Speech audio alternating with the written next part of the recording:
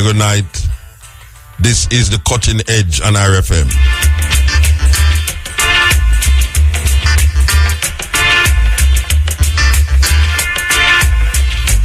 Yeah, we're there with you next Wednesday.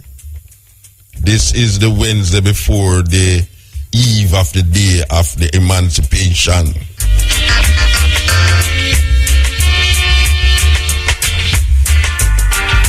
So we have the last Wednesday in this month, and we have quite a few Wednesdays in August.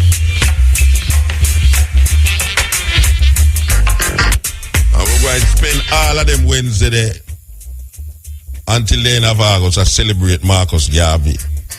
Yes, we are going to celebrate Marcus Mosiah Garvey.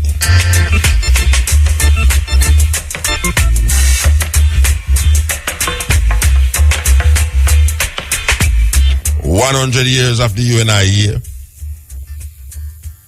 The UNIA is still around, even though not as influential as when Marcus was here. But Marcus Garvey philosophy and opinions have spread all over the world, all over the globe, and has influenced many people.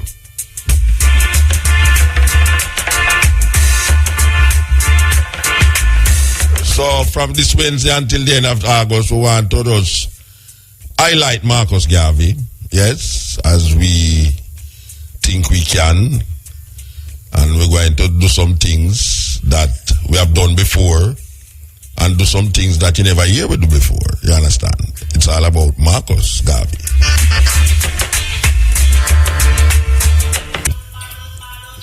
Right beside Philadelphia, there, so who turn out at this 20th anniversary of this festival in memory of Bob Marley.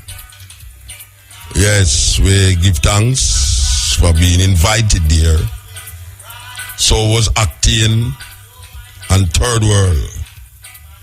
It was a wonderful festival. And we're looking forward to it next year.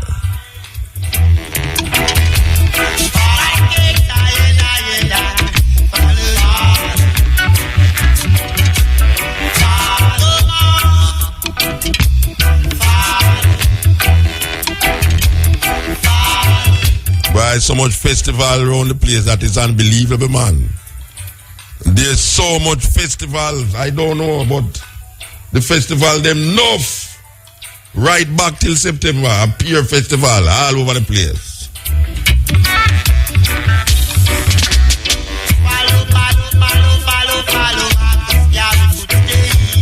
Yeah, we are Ranmouchet in Belgium. Believe you me, festival like Worries. Ranmouchet in Belgium. So you know, I'm going to link up with Jamaica on Friday. Yes.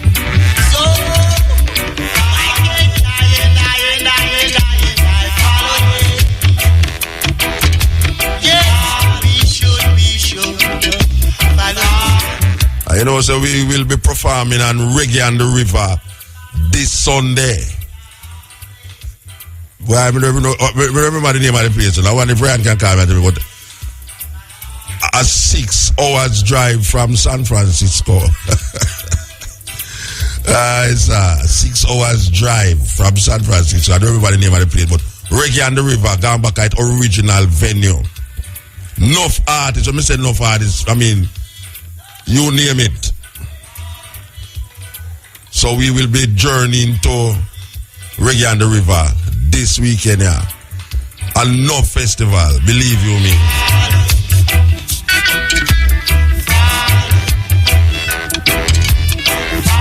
You know, anywhere we go, we have to talk about Marcus Garvey. Marcus Garvey is the inspiration behind a lot of what is taking place. Yes, because Marcus Garvey used to have a place named Eloise Park. For those of you who don't know, Eloise Park turned now into a pork shop. Long as Sliping Road, as you pass Carib Theatre and I go down on your right there, so you see the big sign mark, the pork shop. Well, Marcus Garvey used to have a park named Eloise Park, and in that park, he used to put on functions. Also, the two political parties used to rent a place there and keep political meetings too. Yes. Bustamante and Manley, them used to rent a place there and keep meeting. The two political parties them. Well, it was Marcus Garvey who set up that place for bus artists. Yes, man, Marcus Garvey was a man with a bus artist too, you know. Marcus Garvey write poetry. Well, if people never ever read the poetical works of Marcus Garvey, I would suggest that you get that little book. It's a very little book published by Tony Martin, put together by Tony Martin. It's called The Poetical Works of Marcus Garvey. Marcus Garvey was a poet, and he used to keep functions at Eloise Park. You might not have known Raleigh Williams, and most of you who listening to this program, but you know of the Raleigh Williams Center, the Raleigh Williams Garden Theatre, right beside Louis Bennett Garden Theatre.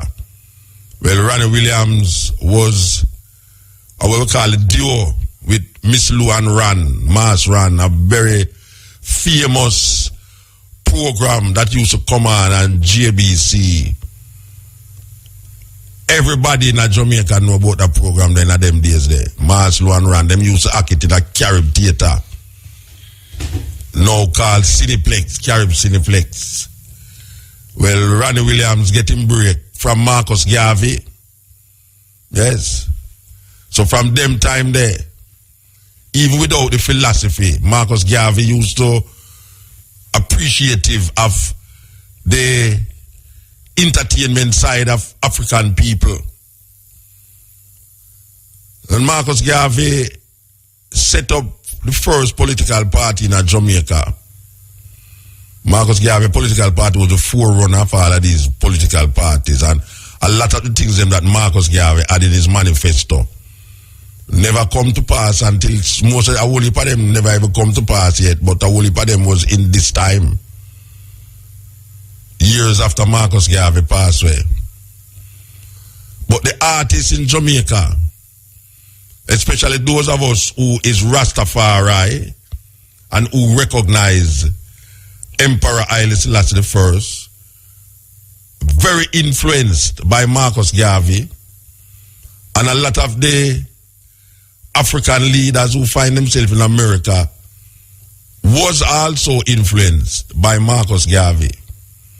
Marcus Garvey is the most influential Pan-Africanist in the world. So it is not like a joke business we are working with so now. It's a serious thing. Marcus Garvey. So as we said before, we want to feature Marcus Garvey until the end of August. The man called Big Youth. You know that, I don't know much people ever hear it yet, but you know that there's a school of thought out there that said that Marcus Garvey never born a sentence be. I wonder how much people ever hear that before. When people are saying never born a sentence be. Yes, a whole heap of people say that, especially a matter of fact, I just the other day a man tell me a whole big story about the whole idea which part him born and how come it get for turn sentence B and all them, how come in birthplace become sentence B, but and it sound me I tell you it sound reasonable to me. The reason why them get sound reasonable to me when them say him never born a sentence B, but me no know how they. I wonder if my brethren up at university named Rupert. I wonder if Rupert Lewis ever hear that story there before. Or even the sister down Marcus Garvey, Liberty Hall there. Dana said Marcus Garvey never really born a sentence be. That is something to explore still.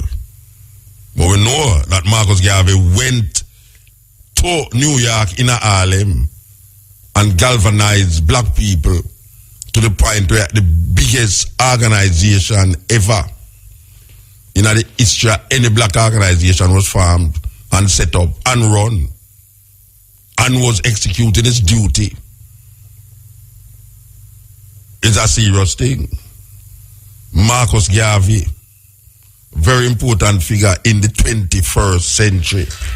We are telling you, 21st century, one of the greatest philosophers are seen as one of the high-ranking philosophers of the 20th century.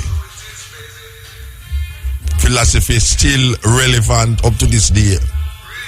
And we see the leaders, them again, come mouthpiece towards it, you know.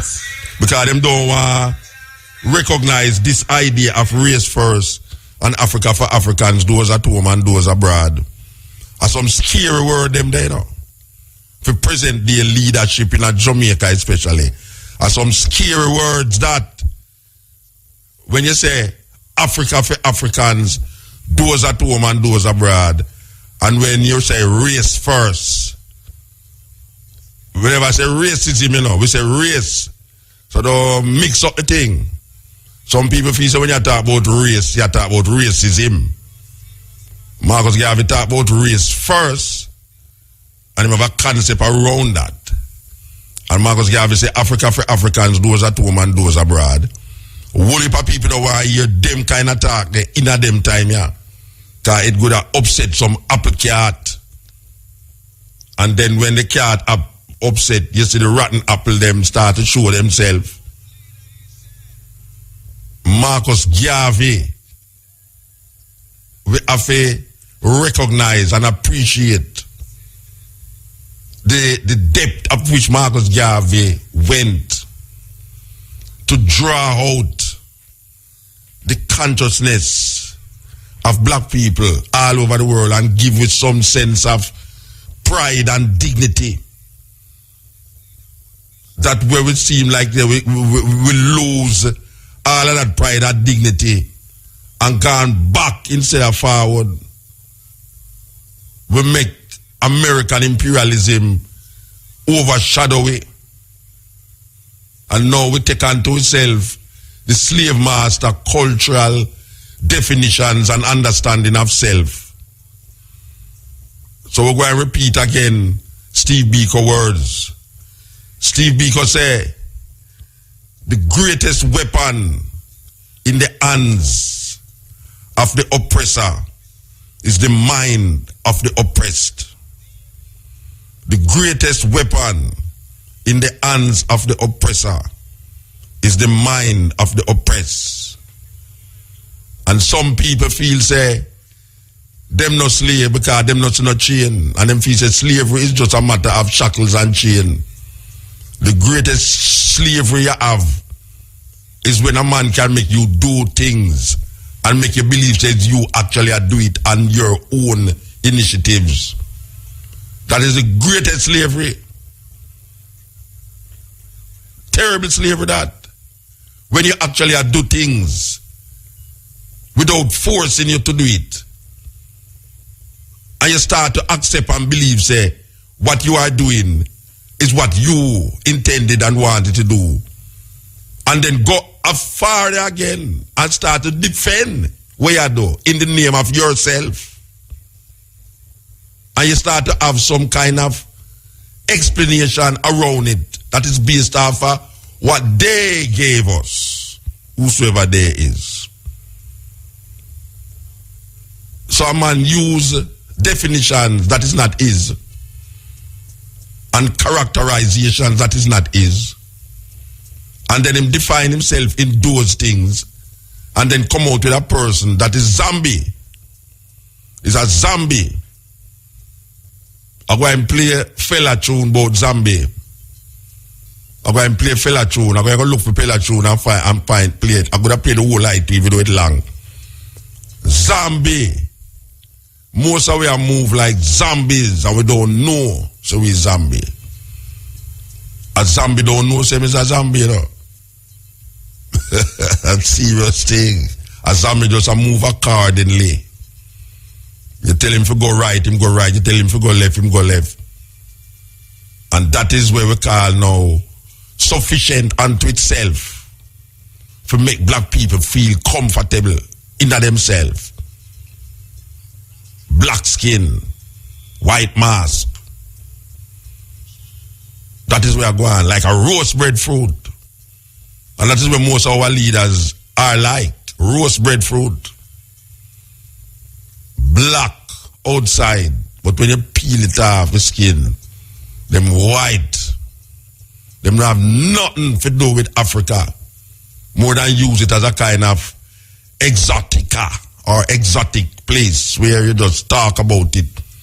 Like how them see the African culture and sit down and enjoy it rather than participate in it. It's weird. It's weird. Our Jamaican head of states don't take part in African culture. Them enjoy it as entertainment. Entertainment. Them enjoy it as archival pieces or expression of culture, primitive culture. So them deal with the exotic part of the thing and recognize it only as exotic. Them don't recognize it as workable. Them don't recognize it as something tangible, that something can be used to push forward them agenda, if them did have any, when it come on to the African-centered perspective. So Marcus Garvey, up to this day, is a very dangerous man. Dangerous man. Because when you start to read the philosophy and opinions, and when you start to read a lot of them book them, you start to realize that but these people would have never, them people have got dead out first. And people like all my grandpicking them who might be getting piece of it, come and amplify it and show you say, at this how it's supposed to go for a long time, you know. And them long time people there, where you also there with my grandfather age and them thing there, and them never did want to come experience this. And as a matter of fact, the day my grandfather talked about Marcus Garvey on the radio and them never want to listen to him. But you see, Marcus Garvey word must come to pass. Must come to pass. Because we are talking about the redemption of a people. Redemption of a people. And we can't ignore redemption. You hear back Bob Marley sing about our redemption song. Him sing about emancipate yourself from mental slavery. Who for word you think that is? Whole heap of people don't even know, says Marcus Garvey did say that. And that is the power of Marcus Garvey word, that a man repeat it and you don't even know, says Marcus Garvey did say it. You can repeat Marcus Garvey words and don't even mention Marcus Garvey.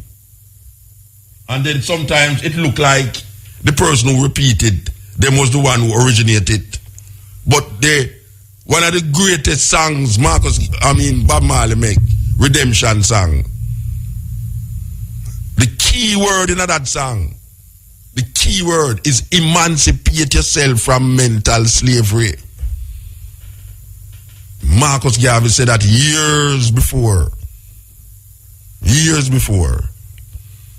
And that is to show how the Rastafari movement get influenced by Marcus Garvey, that most of the artists them who's of Rastafari use bits and pieces of Marcus Garvey philosophy and words to express a redemptive element of the culture. Rastafari, the memory of the Jamaican people. Yes. Hello, Muta. Yeah, blessed. Good night. Blessed man. You know, say the same Marcus Garvey word, a reality attack. Which one of the word them? Or what if I word with that? When you say from mental slavery. Oh, emancipate yourself from mental slavery. Yeah, I'm 17, you know.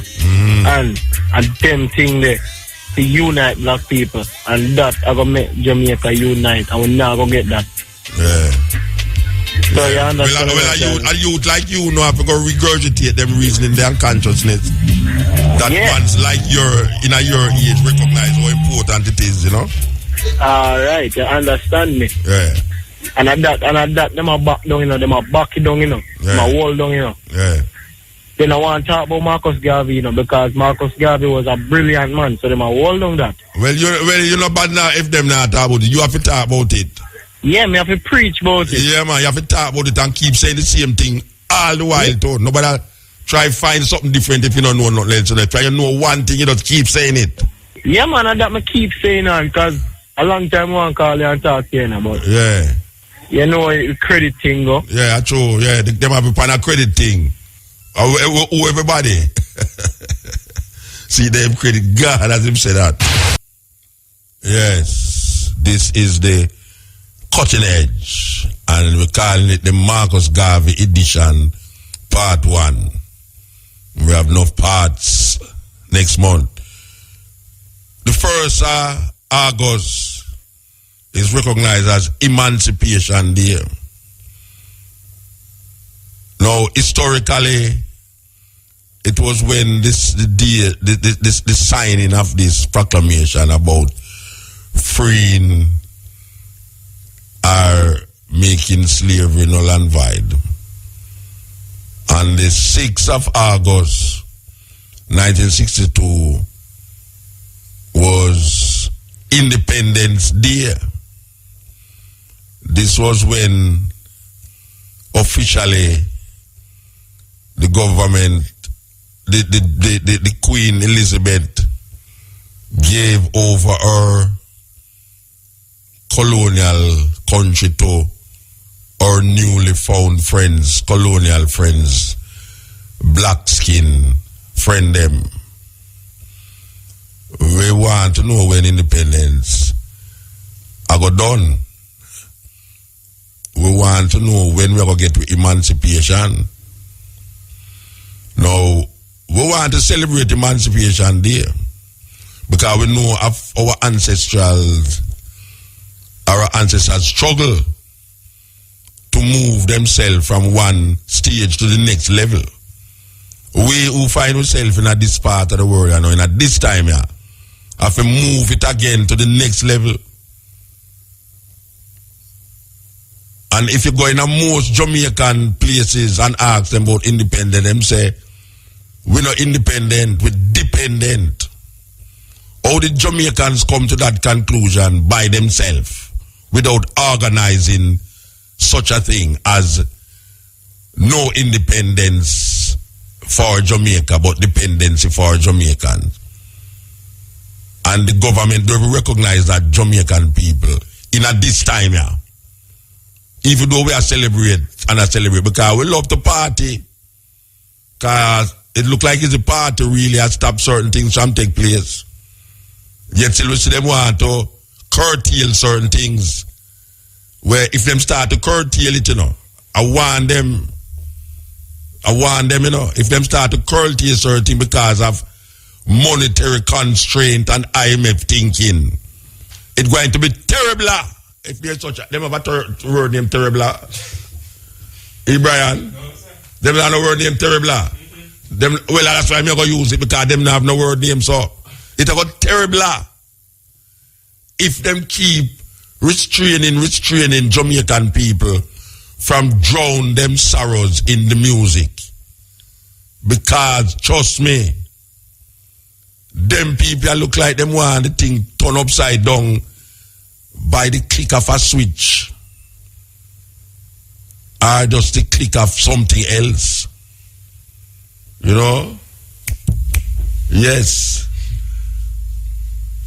But, you know them say, well, I know them say, I mean it really say, you kill it today, you can't kill it tomorrow.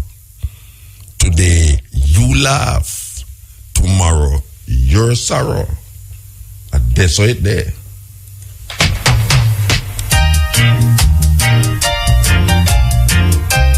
Them never love for Marcus, so make we put some more fire upon the kickle and fire upon the fire. we want to ask the question, how much people out there ever hear them say, Marcus Garvey never born a St. Anne beer? And how much people know, is it possible that he never even named Marcus? Oh, that's everything for bring up on the radio. Is it possible that the man who we call Marcus Garvey never named Marcus? It's a serious thing. It's a serious thing. Night, Muta. Good night. Muta. Yes, ma'am. Me, other day when I know that have the thing where the forum. Liberty Hall, yeah. Right. I'm here not talking about Jamaica being free, completely free. Who said that?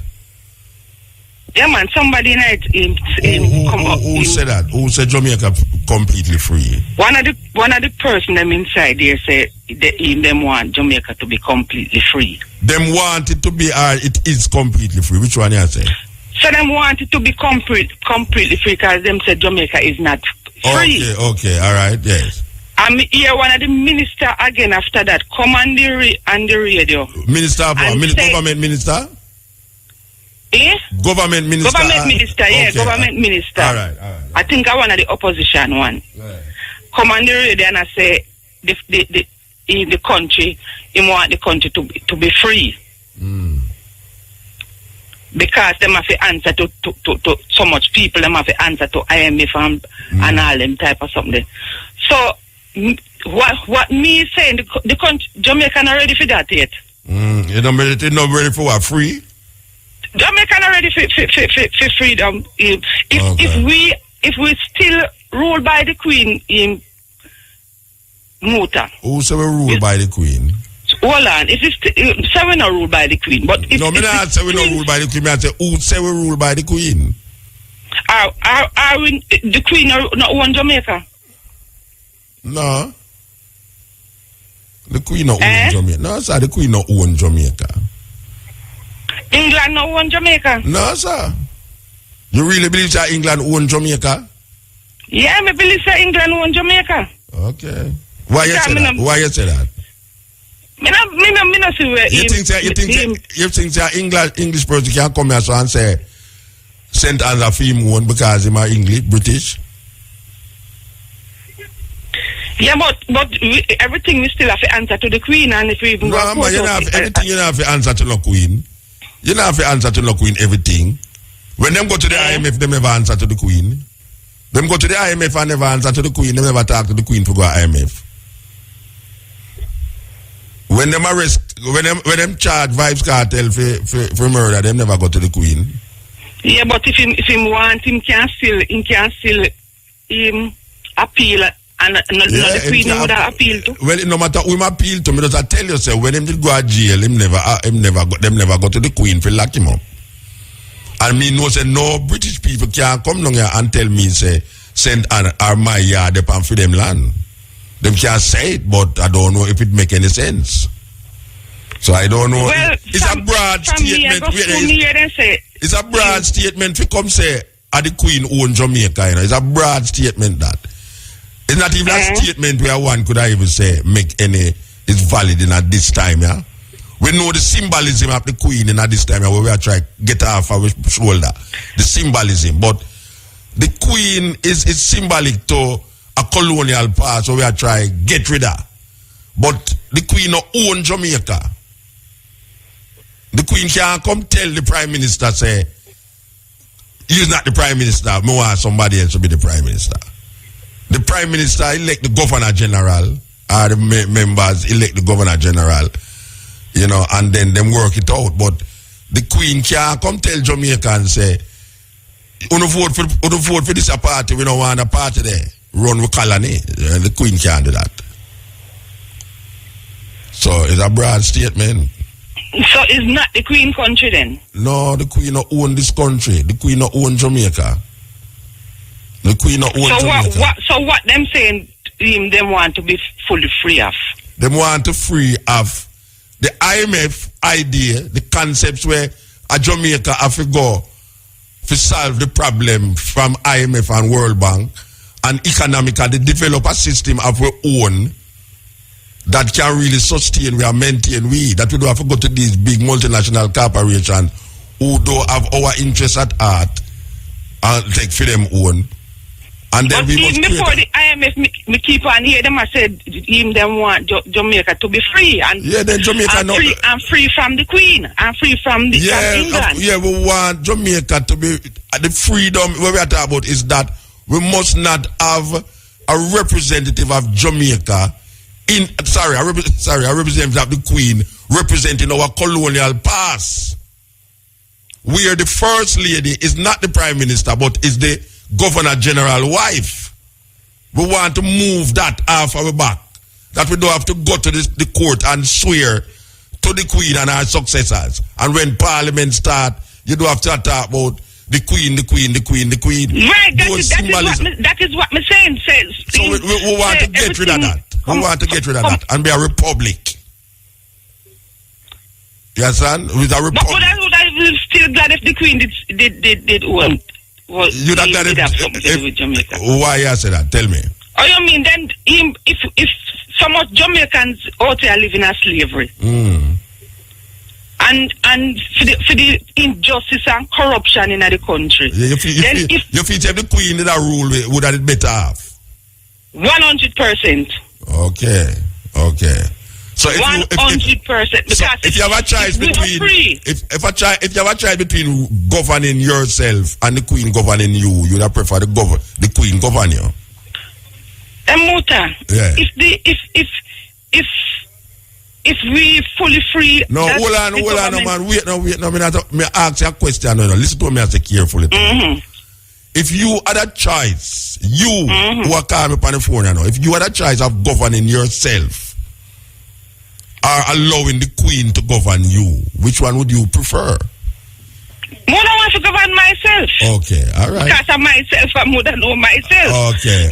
Want your children now. Want your children. Hold on. No, want your children now. Would you prefer the Queen to govern your children than your children to govern themselves?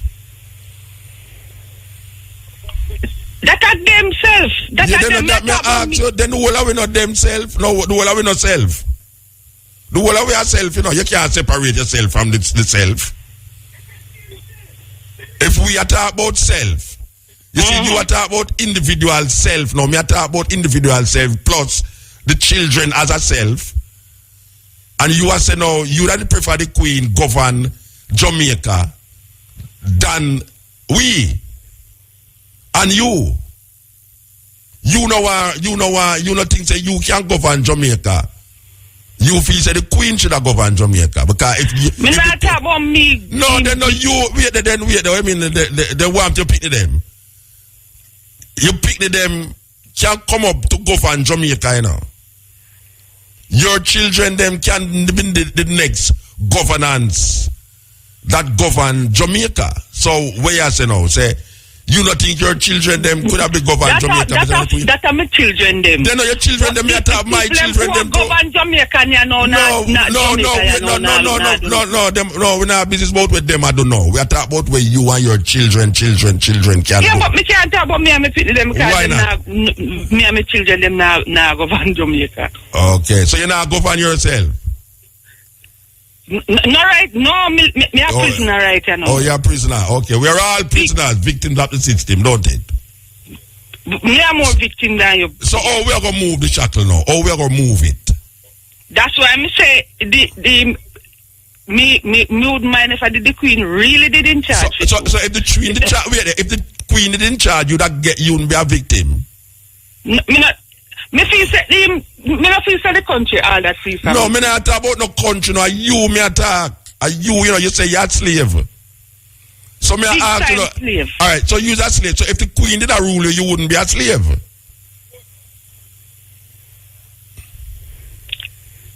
And Muta, if you do that, just listen what me I say. Me hear what you say, but me ask you something now. Because me still feel that the Queen rule in the country. So when you the Queen rule you then, the Queen rule you. Miss just feel to say because everything go in, you hear them say about the Queen, so that means to say no them say not get rid of the Queen or the Queen. No, wait there, don't me not talk about what them say. No, you me talk about. You say you's a slave, you know. So if me ask if you's a slave, if the Queen did a rule, you wouldn't be a slave. The Queen a rule. Some don't know if she did a rule because she's still ruling. So if the Queen, but if the Queen a rule and you're a slave, there's something no wrong then. If the Queen a rule, you say the Queen a rule Jamaica, and you say you're a slave, that means there's something wrong. The Queen shouldn't have rule then. Because maybe if the Queen never rule, you wouldn't be a slave. Where you laugh? Where you laugh? That is Muta. No, but that is Muta. Because you know me. Because you know, so you understand when I say why you laugh, you know. You understand when I say why you laugh. You know see it? Muta. Yeah, you want to know. You want me say no. Me have to go to the people them money where them a make for the station. So call me back next time, yeah? Yeah, alright. Alright, sir. Yes, a caller just asked me for ask whosoever know where Miss Bradbar Black Space thing is taking place. Could I just call with a number or something that I can? Jai supposed to know, you know. Jai. Bradbar Black Space. Once call me and ask me get some information. If there will be one tomorrow too, I don't know, but I guess Jai can tell me that. So if I could get that information that I can pass it on to the listeners. Yes. Yes, fire blaze. Step in, cut in, all of them together. Yes. Marcus Garvey. Brethren, you listen to your radio. Yes, Muta. I never know. Hold on there. You have to turn off the radio, you know. No, I'm not near it, you know. Yeah, who this? Yeah, I see him you tell that talk here. But me, I hear your radio. Yeah, I hear my radio, sir. Alright, it gone now. Yeah.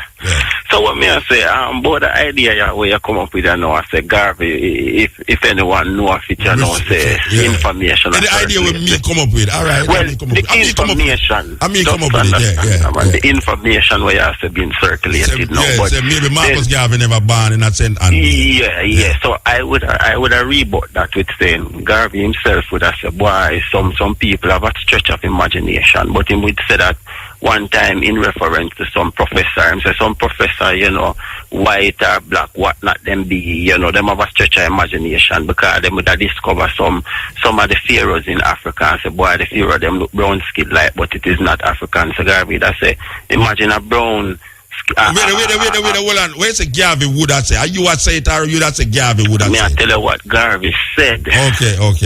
You quote Garvey. Yes. All right. So there was when the man them discover some of the pharaohs, them is like them want to say it is not black people, even though them have a tone which want to reflect black. So Garvey, that's a boy, some people really have a stretch of imagination.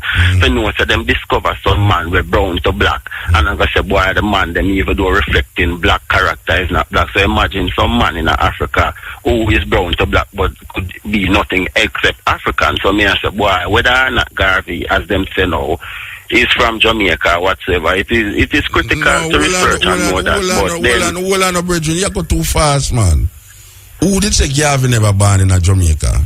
Yeah, I said the information. No, man. You see, you get me mixed up here now, you know. You don't mix up the country. I never say Garvey never born in Jamaica. You know. I'd say nobody ever said Garvey never born in Jamaica. You must listen carefully to what I say now. Nobody ever said Garvey never born in Jamaica. What I am saying that there's a school. You never said that. Listen to me, listen to me, I say no. Brethren, listen to me, I say no, man. Listen to me, I say. All right. I did not say and I did not imply that Garvey never born in Jamaica. What I said that there's a school of thought that Garvey never born in St. Ann Beer. Okay. I never said nothing about him never born in Jamaica. I said there's a school of thought that Garvey did not born in St. Ann Beer. That is what I say. Okay. There's nobody in the earth could have said Garvey never born in Jamaica. Well, me stand corrected, and then they did go on to say, boy, and then there's some information there, and probably when you check it probably say him not even near Marcus too. So probably I guess me get it all mixed up then. Call me and listen to you, my brother. Yeah, but you listen to me, but you listen crossway. All right then, yeah, but that you say, but even that then, because me I say, it matters not why all of this come up. If it is not in the interest of the black race, it means not we listen to all of that, because we have to know what is propaganda again. And as again, so what is propaganda? What is a tool? What part of this is propaganda now? What is part of this is propaganda? I don't know if it is. Me I then say, where you bring it up? What is worthy of propaganda? Virgin, it is worthy of researching. I just say, is it? Then that's why I ask the question, because people out there have a different point of view about which part you have a ban. And I'm saying, yes, it so is. So you're saying no important. Of course it's important. Yeah, and that me I say, but then you say probably information to circulate to say if but me I say for whatever it costs, if it is not in the interest of advancing the black race, you get what me I say, certain thing we don't really need, as me say. So it no need to know. It no need for really know exactly where I'm ban. Me not say that, Virgin. But where you say? Well, is it in the interest of advancing the black race? So find out which part Marcus Garvey born in Jamaica? Well, right now, as it stands, it no matter. It no matter. No, hold on. What me I say about that? As it stands right now, him born in St. Anne's. I born in Hanover. It no matter. It does. But him born in St. Anne right now is adequate enough, and the philosophies that he has expounded upon, and it is that what we really need. I am agreeing that what we need is the philosophy and opinion. But here is history. Here is history. You know, sometimes people put history to you out of their own imagination. And we keep repeating this thing, and we start to make it become true. There's a lot of things that has been turned around, twist around in our history that we feel that was not important. And we keep saying it now, and we find out that one thing lead to the next. Now, I am saying the philosophy and opinions of Marcus Garvey, to me, is more important than anything else about Marcus Garvey. Yeah, but I am saying also that we keep saying that Marcus Garvey was born in St. Anne's Bay. That is where them teach the children them. Sure. Whether or not it is advancing black people is the next thing. Whether or not we are now saying, let us get to the real truth of the matter. Did Garvey born in St. Anne's or did he not born in St. Anne's? We talk about these things, you know, whether or not it's advancing the black race or not. It is a historical thing we are trying to put straight. We are trying to confirm in history that this man was born in St. Andrew, or this man was born in Steertown, or this man was born in Davis, or this man was born where? It have no significance to whether I'm going to eat food tomorrow, I don't eat no food. I go sleep with my wife, I don't sleep with my wife. It don't have no significance. But I'm just saying that for historical reference, that is what we're talking about, historical reference. It's not something to educate you in being a better person. It's just historical reference. So don't get it thwarted up like saying, I am saying that it's a very important thing to know which part Marcus Garvey was. It is only important to the historical reference point in which we speak of our national hero. Well, all right. As Mr. Bridget, I have no problem with it because it means that Garvey is straight, and if all the other ism and schism and Pan-Africanism people are put forward for means that Garveyite. Okay. And you what it is to be a Garveyite? What it is to be a Garveyite? What it is to be a Garveyite? They just say Garveyite. What it is to be a Garveyite? Well, what it is to be a Garveyite to me is to hold to the concept that Garvey hold to, and the ideas and the philosophy. For instance, the whole idea of having certain idea about racial purity, I kind of, hold them concept to a certain level, to the point where even that is why I was coming back with W.E. Du Bois with you earlier on, because, may I say, I don't really believe that today the National Association for the Advancement of Colored People is the number one, to me, when we, really analyze it, number one colored, really, as it is, organization out there. And the UNIA did, and really and truly, but even I see the National Association for the Advancement of Colored People have on feet website internationally things of the UNIA, and you try to, I mean, I say, can any UNIA now associate themselves with the NAWCP? To me, that is killing Garvey ideology. And do we not know about the Black Divine Nine and all these things? So when we are run up a moat and I say, I'm not talking about you no more, and even you too, because I want to debate, and you have to debate with the most, with the highest of the highest, as in mentally then, if intellectually speaking, and you are one of them where, yeah, and even you too, as I say, you have your faults, I still respect your car. You don't know. At the end of the day, you weren't one where I say, boy, you're into the politics and ray, you just use the cultural, me assess you, me assess you wrong. But since later days, you start make more, no, wait, don't assess me, man. Just tell me where you talk about the NAACP. All right. Dubois and Marcus Garvey. So what me I say now? You say the NAACP is more relevant than the UNIA in this time. That's what you say. No, me I say it is more recognized at this time, and the Divine Nine Black Greek lettered organization that was created, most of our leaders them are members of them through them association in university and college and all of that too. I don't know, the Alpha for Alpha and all these things. So me I say, and what really advancement are we making in this time? Brethren, I can tell you the truth now. I hear a youth we have so much things for in mind, and him want to say so much things that you keep saying so much things.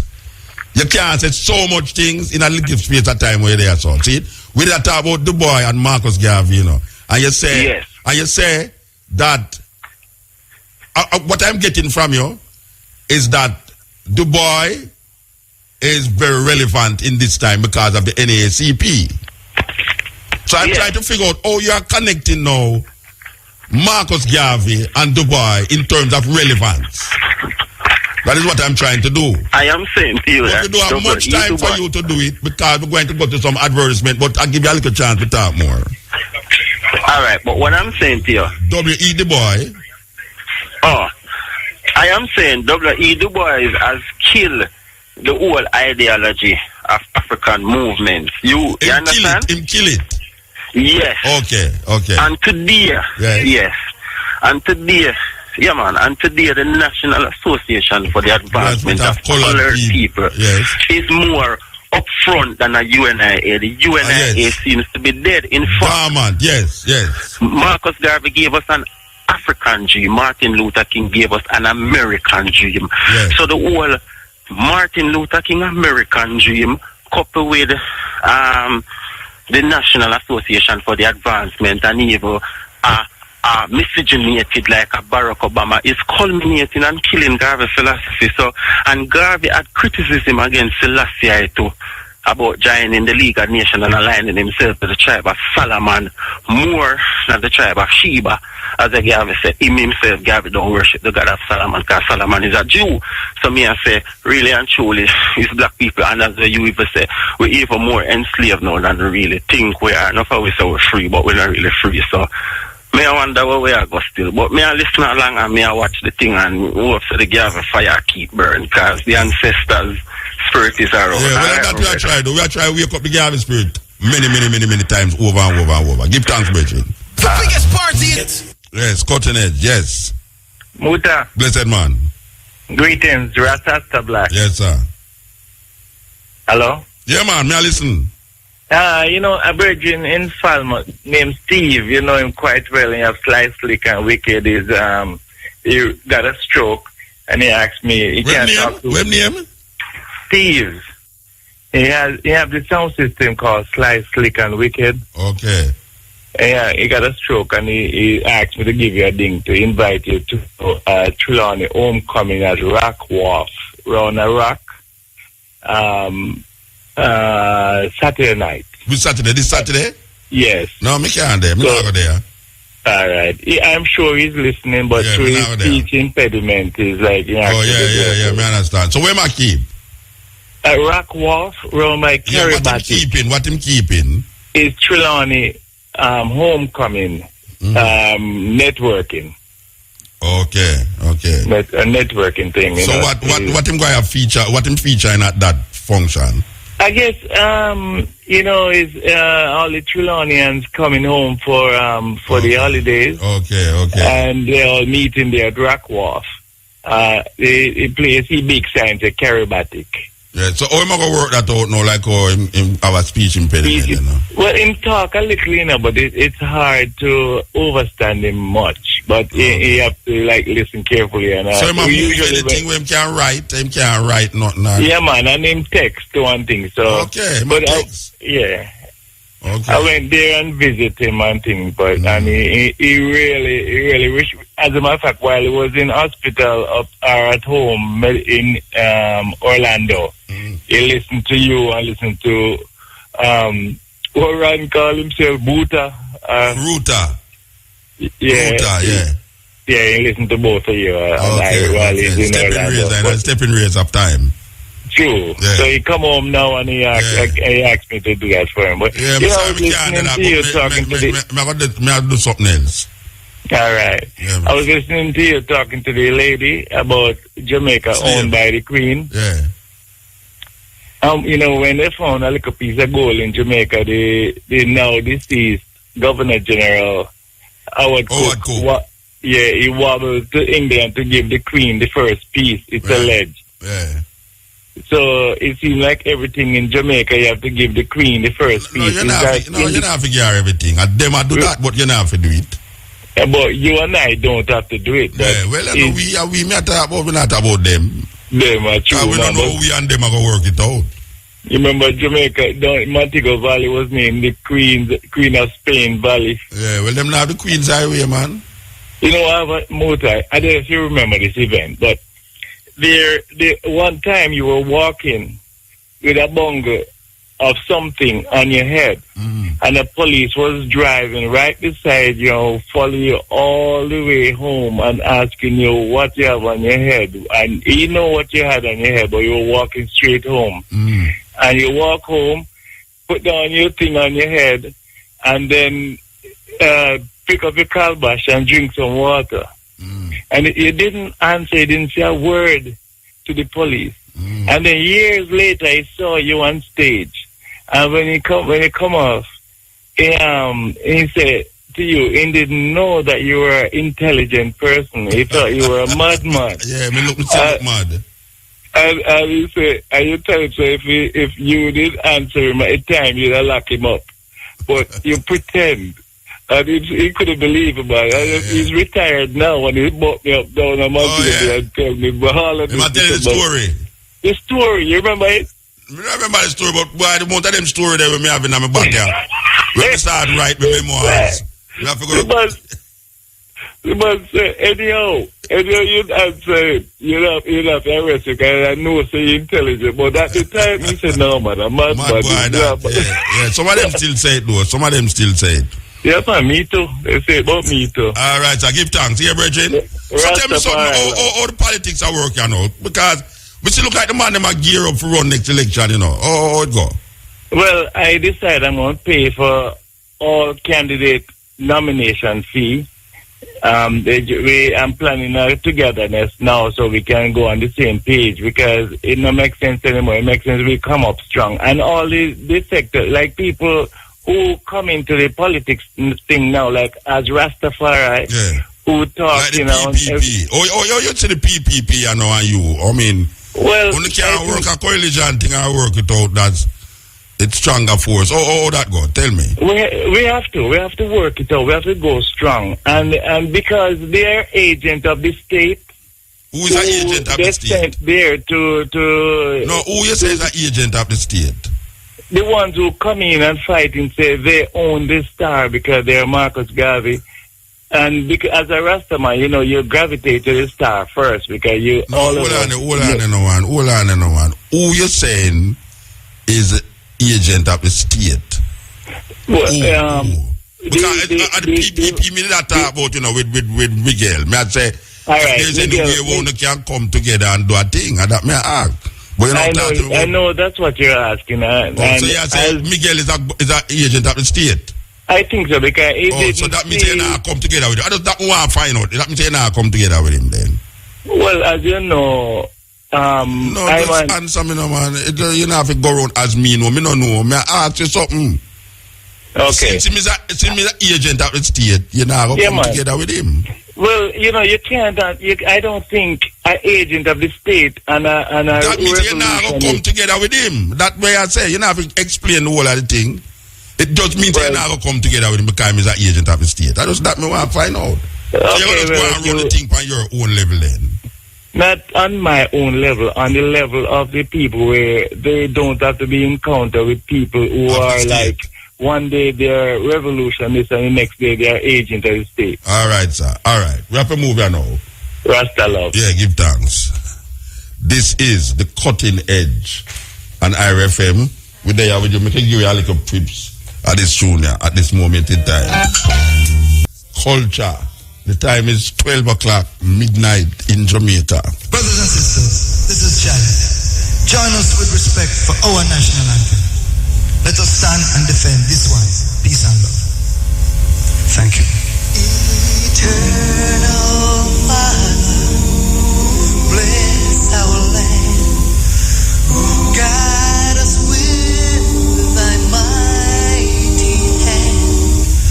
Keep us free from evil powers. Do our life through countless hours. To our leaders, great defenders, great true wisdom from above. Justice, truth, be ours forever. Jamaica, land we love.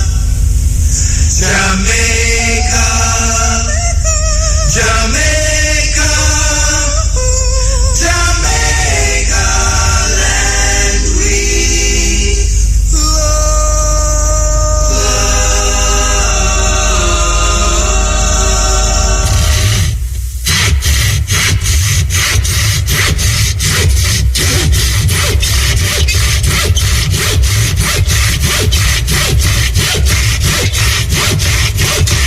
REFM, thought-provoking, always smoking, lyrics like a bazooka. You are listening to Mutabaruka. Yes, cutting edge. Hello? Yes, hello. Yes. Before I make my main point, right? Are you coming to London tomorrow? No, not coming to Well, I thought somebody like you, I thought you'd be here. Yeah, but I did make a solidarity promo for the event. Yes, I heard it. Oh, you heard it? That's why I think I was coming. Well, no, I'm not going to be there. No, I'm not going to be there. I'm not going to be there. Would you go ahead? No, I say I'm not going to be there. I'm not going to be there. Okay, I understand that. Yeah.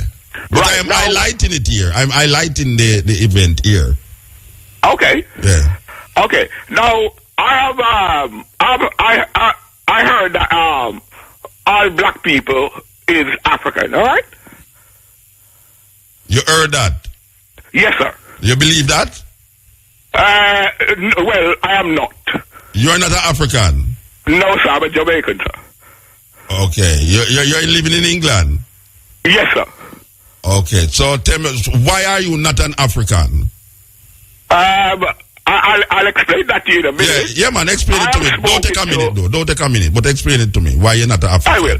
Yeah. All right. Now, I've spoken to 13 African embassy in London, Yes. explaining to them that I was born in Jamaica Yes. and I'm an African. Yes. Oh, you tell him that he's They African? explained to me. Wait, hold on. You told him that you're an African. Yes. Then you just say he's not an African. I don't understand. No. Listen to me. Listen Okay. to me. Them tell you he's not Right? African. Yeah. Right. I told them that I'm an African, Yeah. and they make it plain to me Yes. that I cannot be an African. Because what? Why you I cannot be can't be an an African. Eh? We're talking over each other. They No. explained to me that I cannot be an African. Why? The criteria they told me to be an African Is it? I have to be born in Africa. To be an African? To be an African, the criteria. All right, let me ask you something now.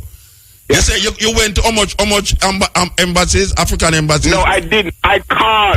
The embassy. Sir, I telephoned 13 out of the 54 embassies. All right, I'm going to ask you a question. Yes, sir. Can you name me 3 of the embassies, African embassies that you call? Although Zimbabwe, Yes. Nigeria, Yes. Ethiopia, Yes. Uganda, All right. Nigeria. Yeah, let me say something to you. Don't repeat Nigeria, but let me say something to you. Could it be that they are telling you that you are not a Nigerian?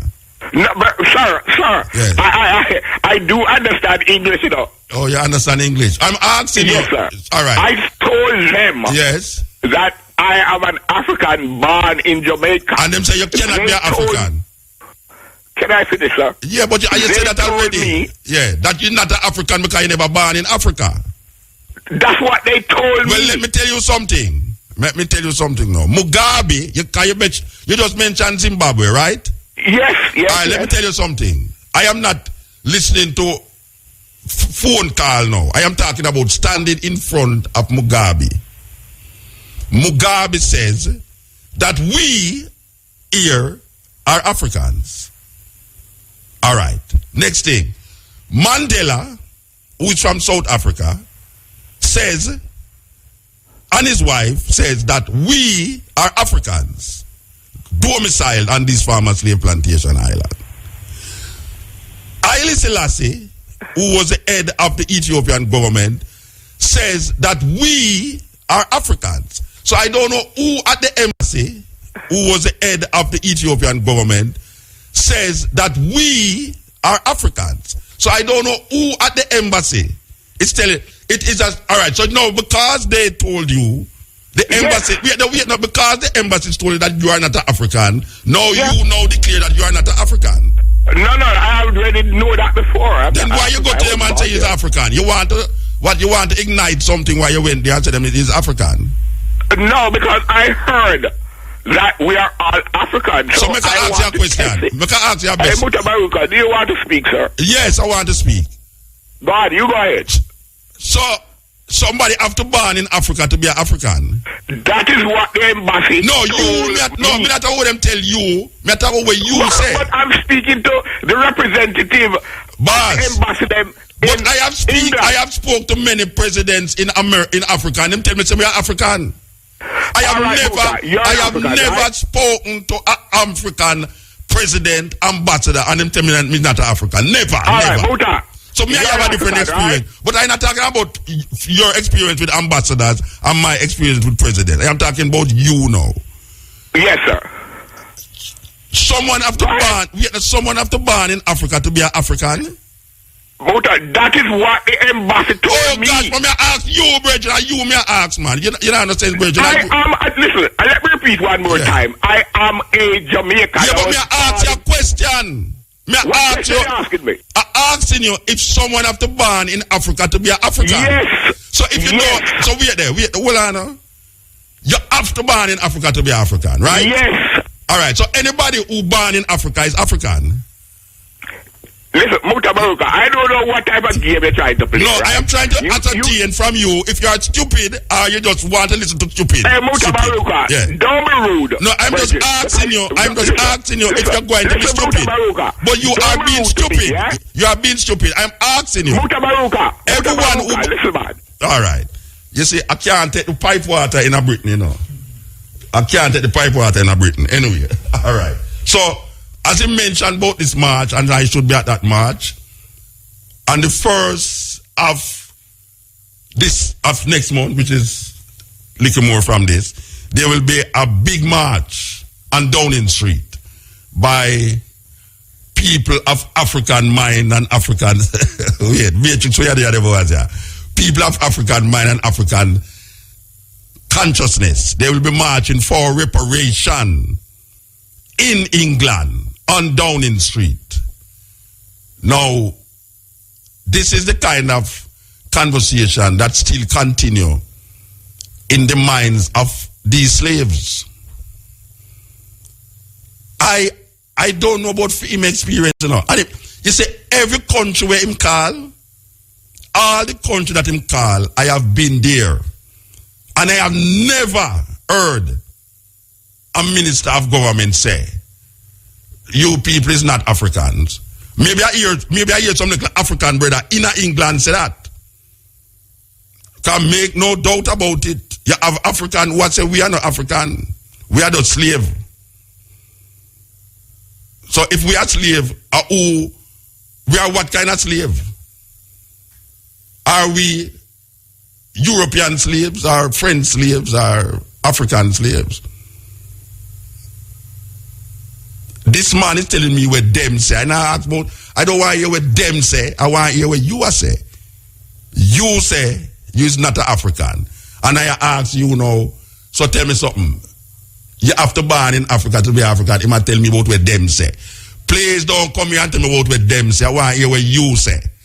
What you say about this situation now. If a cow born in a pig pen, what him is? If a goat born in a lion den, what him is? If a lion born in Jamaica, I mean really. We don't pass a stage yet. That's why we keep saying the same thing over and over. You know? Come like we have to keep saying the same thing over and over.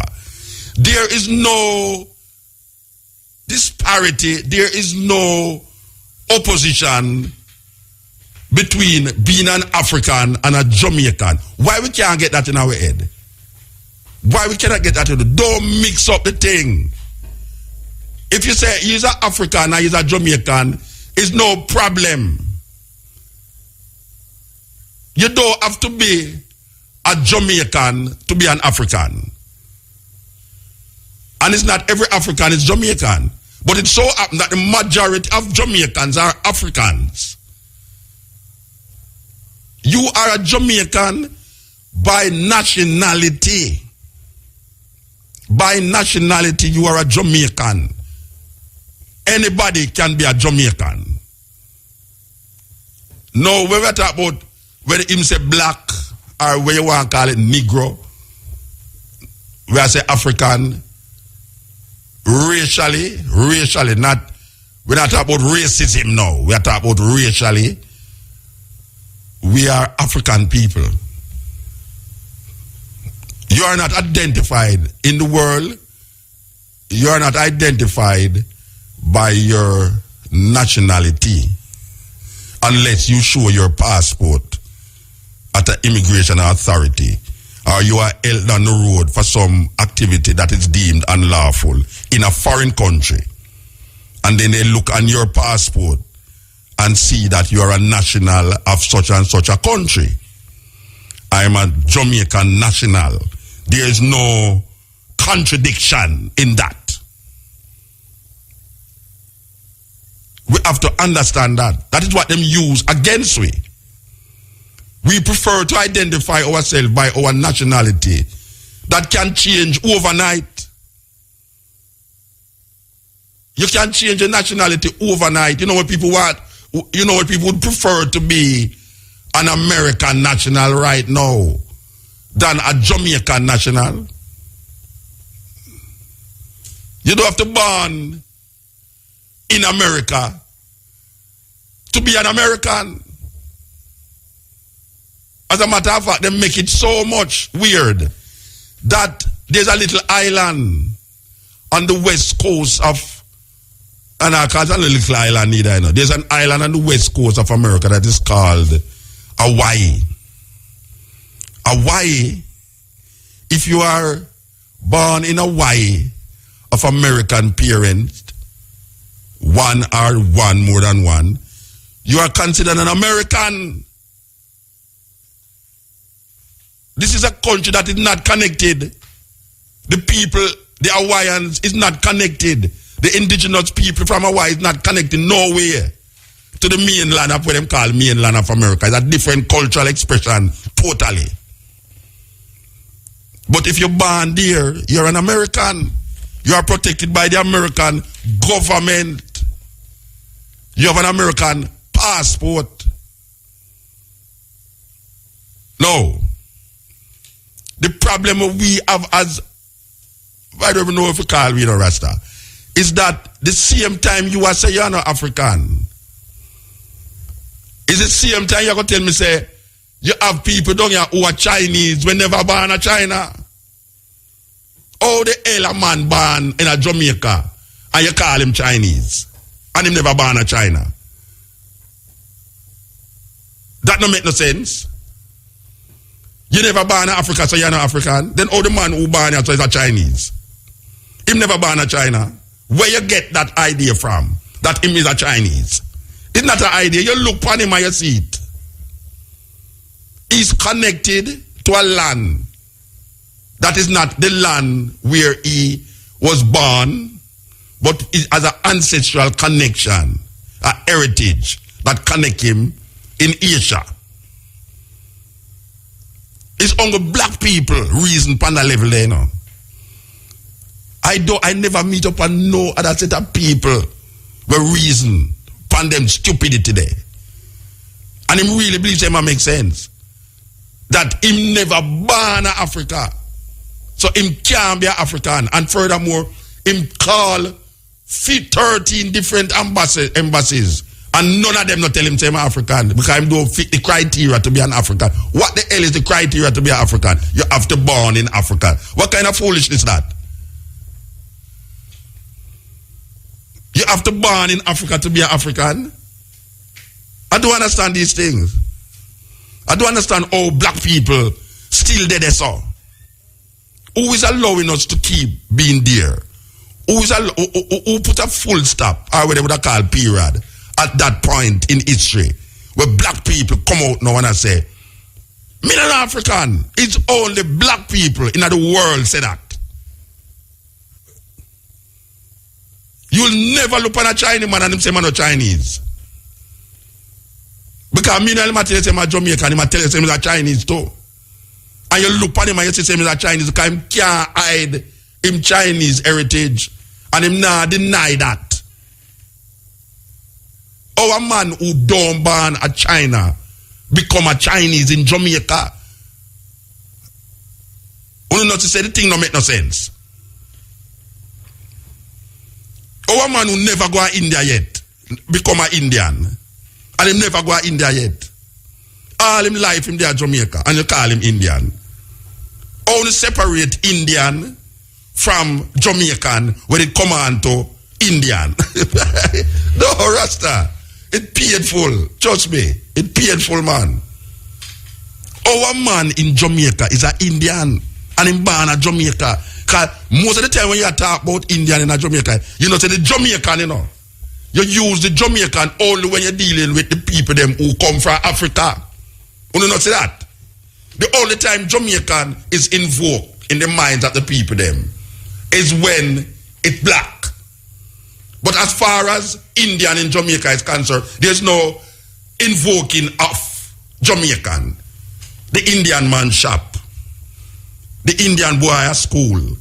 You know, so the Jamaican boys, because the only people in Jamaica that is Jamaicans, according to the illiterate thinking, is a black person, an African person.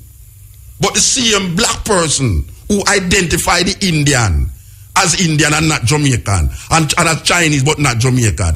Even not identify himself as African, he say I'm a Jamaican. But yet still them tell you out of many one people. If out of many is one people, and you look on the money, when you look on the $500 bill, you say, I will put picnic on it. Wolipa picnic have different ways and class and color and all these things. For sure, you know, all the beautiful of colors and we are integrated and all these things. It's only the African people in Jamaica that identify themselves as Jamaican. When the African people in Jamaican is identifying other people, them don't identify them as Jamaican. Them identify them as Indian. Them identify them as Chinese. And them never born at China, some of them never even go to China yet. Then how the hell them is Chinese? What is it that is allowing you as an African Jamaican or a black person to identify a next group of people outside of them Jamaicanness, them nationality? Because when you look at them passport, them have a Jamaican passport. A passport is identifying what nationality you belong to, what nation you belong to. So you can't have a Nigerian passport. You can't have a South African passport, and he's not an African. You can't have a Moroccan passport, and he's not an African. As a matter of fact, you can have a Moroccan passport, and he's not a Moroccan too. That is where they.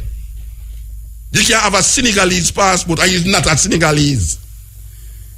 Because you can be given nationality depending on whatsoever the connection that you have with the country and the connection that you have with whatsoever. Them say, boy, I'll give you a passport. A Jamaican national, a Gambian national, a Nigerian national, a South African national. A South African national is not necessarily an African. Me stupid hour. A South African national, a Nigerian national, a Moroccan national is not necessarily a Moroccan born in America or a Nigerian born in Nigeria. A Jamaican national is not necessarily a person who born in Jamaica. You can have a Jamaican passport and you're born a Hoyo, whichever Hoyo is there. You can have a Jamaican passport and when you go to the thing, you say you're a Jamaican national. See there? That's why we have to pull up the farm. Them say, what nationality you belong to, Jamaican? Where were you born? Anybody who travel and full up immigration farm know what is on the farm. What is your nationality? What kind of passport you have? When was it? When did you receive that passport? Which country issued the passport?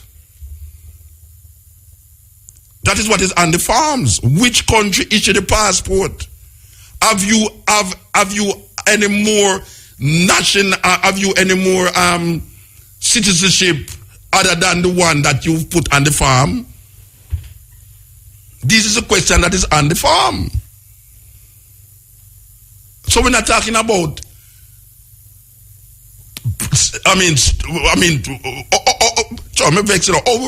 still did it. So I mean, really, can somebody explain to me how the hell black people still did it? So whether Marcus Garvey we are talking about, and one man from England called and I say, "Hey, Muta, I am a Jamaican. I am not an African."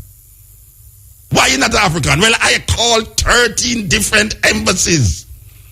And all of them say, I don't have the criteria to be an African. What is the criteria to be an African? You have to born in Africa. And he must say, me want to call him stupid. At some African tell you, say, you're not an African because you don't born in Africa, you take that. Them is as stupid as you. Those African who tell you that is as stupid as you. Because right now, them same African, they will tell him that want to be British. Sir. Wow. And you can be British and not English too. Because only for Jamaican they have British passport and they are British. But them not English. Can you imagine that? We still have search for identity in this modern time, yeah? After we have Marcus Garvey. I was told that we are all, because we're black, we are African, but we are not African. Man, oh man, oh man. You think when them did have bring your ancestors over here, so them did have figure out, say, when you bring over here, so that's how they instilling now we know. Because them want what you call cut off umbilical cord. Me hear Winnie Mandela say, our umbilical cord is tied to Africa. This is a woman who was married to one of the most famous black men on earth. where white people look upon like Jesus. She says that our umbilical cord is tied to Africa. Mandela come here and talk to we as Africans. We are Africans domiciled on this former slave plantation island known as Jamaica. When I go through the passport, when I go through the thing and say, what country, where were you born? I said, Jamaica. I do have no problem if you say Jamaica. Who issued your passport? Where was your passport issued? In Kingston. Then I can have a next passport to and them ask you, them ask you upon the farm, what other nationality you have to? And you can tell them all the next nationality and show them all your passport too. Say, look here, me have, what do you call it? Dual citizenship. I said dual citizenship, yeah. You have dual citizenship. You know what people is Americans in Jamaica? You think say you can be American citizen in Jamaica and run in an election? You know, say how much people get in a problem. The lady don't answer, they get in a problem because they realize that she didn't have dual citizenship and apparently it's not her fault why she didn't have that. But because she was a child at the time and her mother carried her go had some mix up. But she never relinquished that because she still keep that connection in case anything happen, them can't run go America. Them can't run go America. If we have no African passport, and if anything happen, we run go Africa. Here people say, see it there. But when them have passport and run go America, them know why we say nothing. What a wicked thing. Brethren and sisters, we are all Africans, domiciled on this former slave plantation island known as Jamaica. And I don't have to go to Africa to be an African. I don't even have to see and know which part of Africa there to be an African. It is a stupid foolishness that people keep saying it. Okay. Irie. Iel. Muta. You blessed, man. Cool, man. Yes, sir. Me can't cool, sir. Me can't cool. Yeah, Mr. Said That Englishman, they get me aware. Yeah, it look like said from there England, you know, him just feel say. But remember, say song did say, you know, as long as you're a black man, you're an African, you know. Yeah, but they say him not listen to that. That have no significance. Him say the African them in the embassy. 13 different embassy tell him say him do have the criteria to be an African because him never born in Africa. Remember, say you mentioned the roast breadfruit, you know, outside black and inside no roast white. Breadfruit. Him no roast breadfruit. I don't know what I think. Him a coal. Okay. No, me no mean coal where you burn, you know. Me mean ice, not coal. Okay, ice coal. Yeah. Not coal where you burn in a fire because that black inside and black outside. I talk about ice coal. Yeah, that coal there. Yeah, I like that coal there because it make me wear some big jacket but me can't wear sometime, you know. Yeah, man. Can you answer me this? I want to ask you a question. And I'll stop you from talking. No, that's what I answer you. Yeah. A man who in a Jamaica. Yeah. Why we call him a Chinese when he never go to China yet? You can see about Chinese. Yeah. Look like Chinese. Yeah. So you connect this Jamaican to another country where him never go yet. Yeah. All right. So the person who we meet on the road every day, why the person on the road, we don't say them is African, we keep saying them is Jamaican? Because remember, the Chinaman born in Jamaica too, you know. But we never yet look at a Chinaman and call him Jamaican, you know, unless we go in at some deep argument when I say argument. But outside, just normally, we always refer to those people as Chinese people. Yeah. All right. Why is it that we don't relate to the woman in the market as the people in the market as African people? We say them are Jamaican people. Because probably most people don't like them culture, you know, Muta. Most people. No, me not talk about with them, you know. Me I say, I'm me I talk no, you know. Yeah. Me I talk about we, now. Because me do it too. Yeah. Me I say we. Why is it that we, when we go into the market, or when we're on the bus, we don't say, boy, them African people are terrible, you know, them African people are nice, you see, man. We always say them Jamaican people are terrible and them Jamaican people are nice. Why we keep saying that? Well, probably it's a strategy from that's how we grew up, come hear it, and we use it mostly. We have to just follow moot and follow root and follow the system. All right, so when me I say no, if you're in a bus full of these so-called Chinese people, I bet you when you come out of the bus, you're not going to say, boy, you want me in a bus a while ago with pure Jamaican, you know? Pure Jamaican. No, man, probably we're going to say, boy, I'll be a Chinese driver with it for a while. I like it too, you know? Yeah, and then them never go to China yet. All that too. They know, say we African people in Jamaica find ourselves in a serious problem. Serious problem. If we can identify other people, but we cannot identify ourselves. And what makes the system more worse that we do in a Muta. We never listen for a long time, especially Muta. We never listen running African. We never listen IRFM. Some people just start listening, so it's hard to some people. Muta, me ask me there one place I know which part rain fall over 9 weeks. Rain fall to the upper my way, no? It fall through. Me I wonder if through the Independence weekend I come with Marcus Garvey. No, you know why it fall? Yeah. It fall because a man named Al Miller, Pastor Al Miller, very arrogant and egotistic person, who say him blow away hurricane from Kingston. Him say that the reason why we have the drought is that God is punishing us, and we must turn to the Lord. When say God a punish you? Yeah, we must recognize that this is not a good thing, and the Lord is. It's like him say God vexed with me. And we must turn to the Lord. So Muta. Yes, sir. Be I learn from you how long? What you think about what him say? I think he's an arrogant and egotistic person. Because this what is not the mean? first. Him make a statement like that already say, in prayer and the hurricane never did leak Kingston. It go out west, it go out St. Elizabeth go match up the place. Okay. The reason why it never leak Kingston is that true. Him live at Kingston. Him forgot to blow it from St. Elizabeth. Okay. Yeah, so it's all him.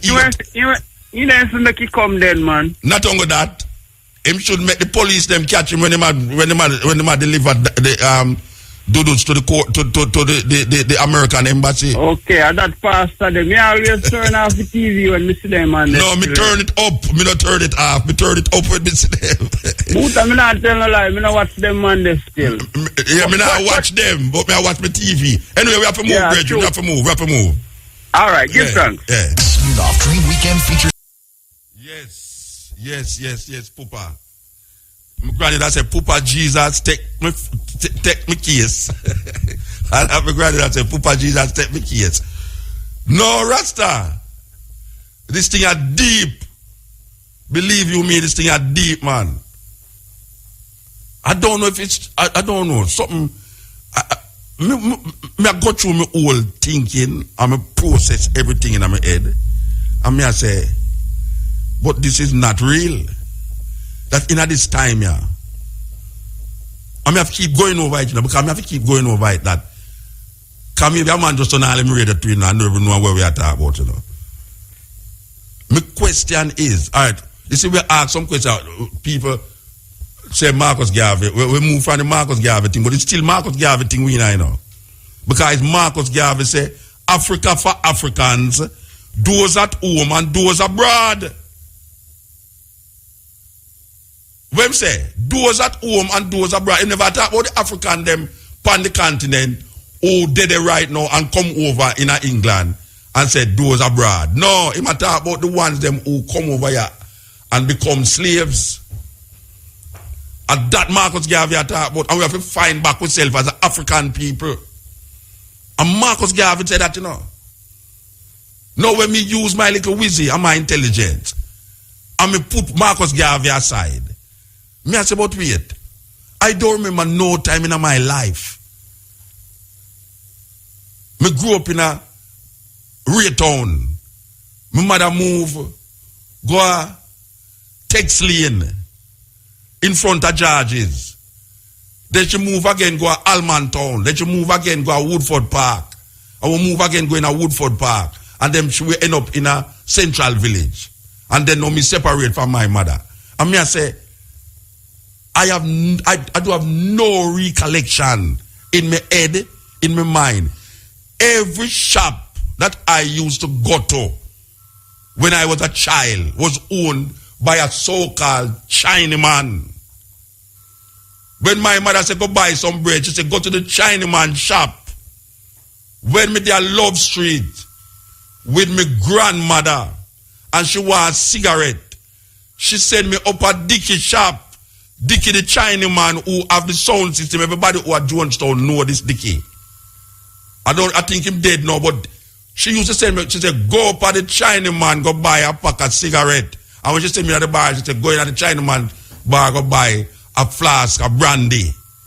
I have never heard a black person in a Jamaica refer to a Chinaman as a Jamaican. Never. I personally, and I talk about them now, and you who are listening to me, I say, I, Mutabaruka, yaso, never hear nobody around me or me refer to the Chinaman as a Jamaican. But guess what? Him born a Jamaica.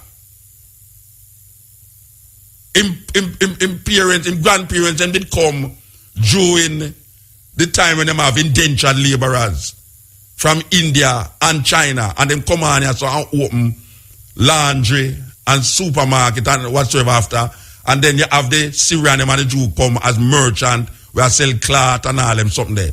I have never heard a black person in a Jamaica refer to a Chinaman as a Jamaican. Who born ya so. So in my thinking, me I say, all right, how them become Chinese? Obviously, them are connect them to a land outside of Jamaica, which is China. So if the Chinese referring to China, and when we look on them, we have a whole heap of name to call Coolie, you know. Because, if you don't know what it is, them say enough to say Coolie is a derogative term. It's like them say Negro, or nigger, or Falasha. You know, the Falashas, them in Ethiopia, you know, say Falasha, them say Beta Israelite. All right. Me remember when the whole Olympic garden from 3 Mile, Olympic Way, all of them places there, a Indian used to live there, so. A pure Indian used to live there. It was like an Indian village. But we never used to call them Indian, we call them Coolie. And when you want Kalalo a morning time, you go up there, so go buy Kalalo. That's what it is. Have a little derogative thing to say about Coolie, where them do on the Kalalo. But even though we did that say it, we parents still say we go buy Kalalo from the Indian because the Indian has a plant Kalalo. No. What am I saying? I have, and these people, I can tell you though, these so-called Coolie people have children that go to high school and that go to school with me. These little Chinese picnic grow up, run the supermarket with them parents own. And when we go in at the supermarket, we don't relate to these people as Jamaican. We don't relate to these Indian youth in the school. At school, a youth, their school, you know, and him is an Indian, you know, it's like him stand out. It's like, where you're Coolie, a little Indian. It's like almost you say the brother gay. You know, like when you say gay, you know, it's a terrible thing. And the same thing when you say Coolie. I have all these bad things and terrible. And not to mention if somebody too red in your school, ratty, that's how him feel. Him feel the pinch now. That thing about red people amongst little picnic in a school. That the amongst we in a Wesley, when you go to a school like all Vauxhall and St. Michael's School and all of them school there, Holy Trinity and all them school there, Aloysius, a whole heap away as little picnic, I run up and down. We see Indian, we see Coolie. We never relate to them picnic there as Jamaican. But you see, anytime we are talking about ourselves, we say we are Jamaican. Now we grow up to realize, say, those people who we used to call Chinese, who we still call Chinese, them is Jamaican. Because them born in Jamaica and them have Jamaican passport. And those people who we used to call coolie, who the little youth in a school, where I say, you don't know the little Indian youth, man. You know, I say, you don't know the black brother, no, with Jamaican brother. You know, I say, not like that, you don't know the African youth, man. You say, you don't know the Indian youth, man. Yeah, man, him have him long ear and, yeah, man, him talk funny. You don't know the coolie brother. You never said Jamaican yet in your mouth about these people. Then how the hell? The majority of Jamaican people, 90%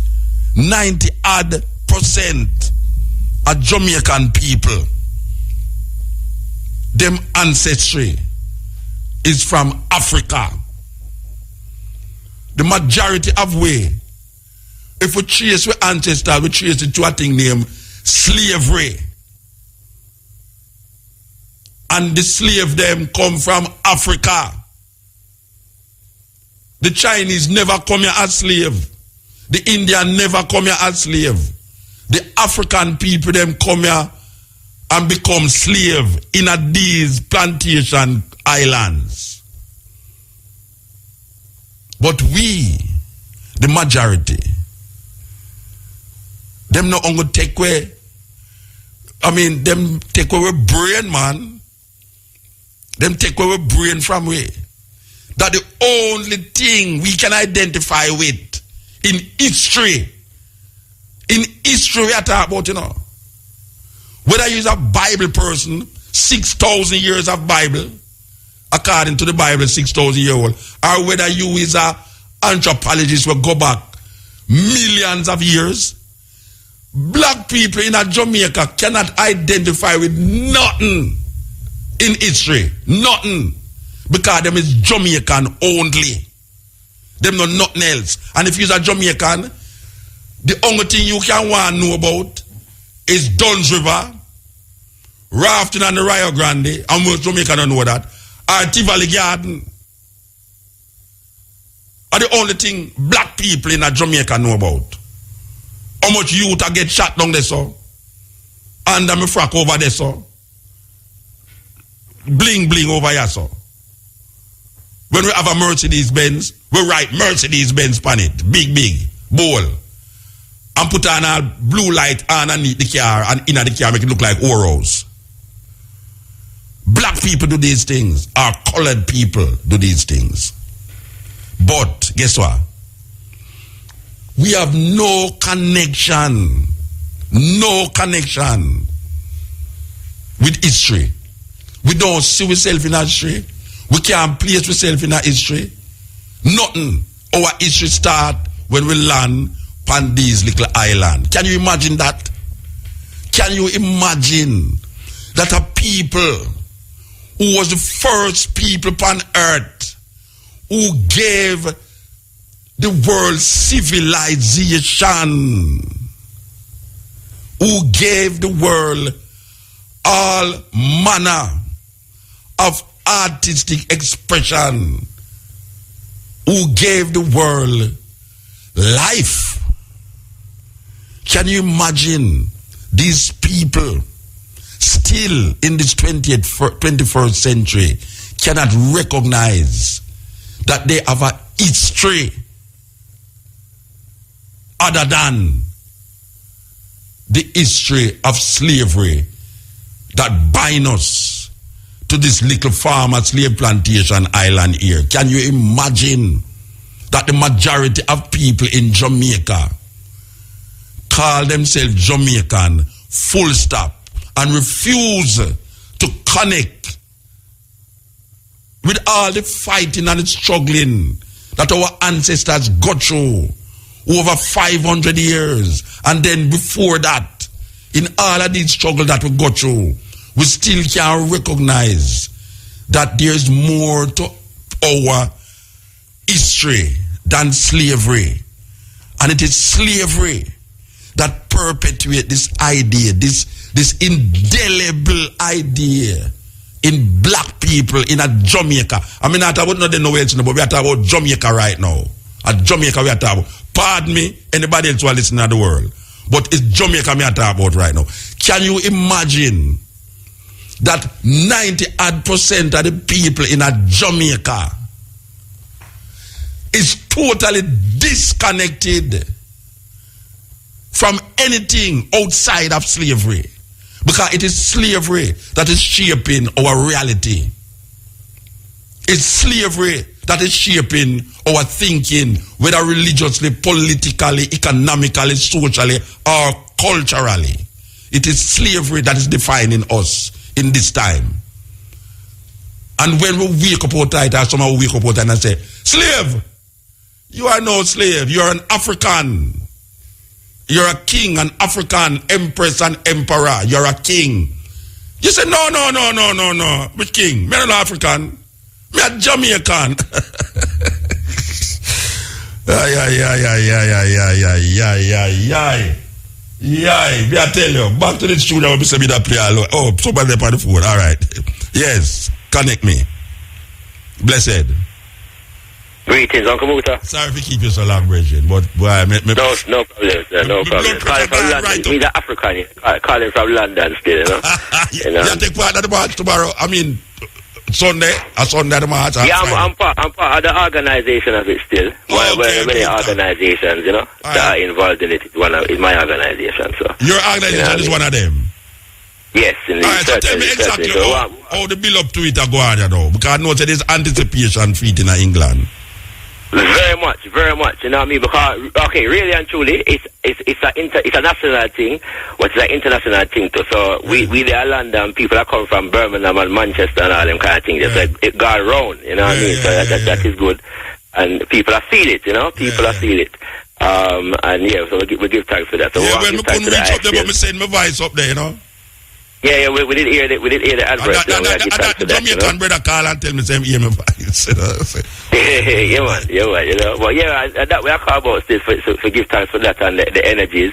But it's the energy around the whole centenary of the UNIA as well, you know, because we had a centenary celebration over here as well. Yeah, we had one in the farm of a forum and a discussion at Liberty Hall. Yes, I listened to it. It's very good. It's very good. I listened to it one day yesterday, I think, or the day before that.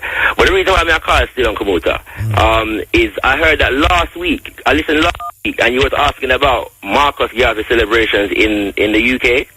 You know, and it's like you didn't want to know what going on. And there's nothing Why? Because several months ago, someone sent a message to me, say, they want me come up there.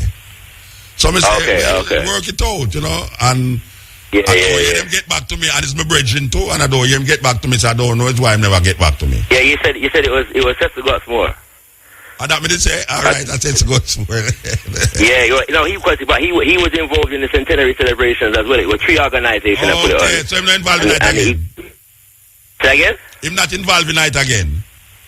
No, he is.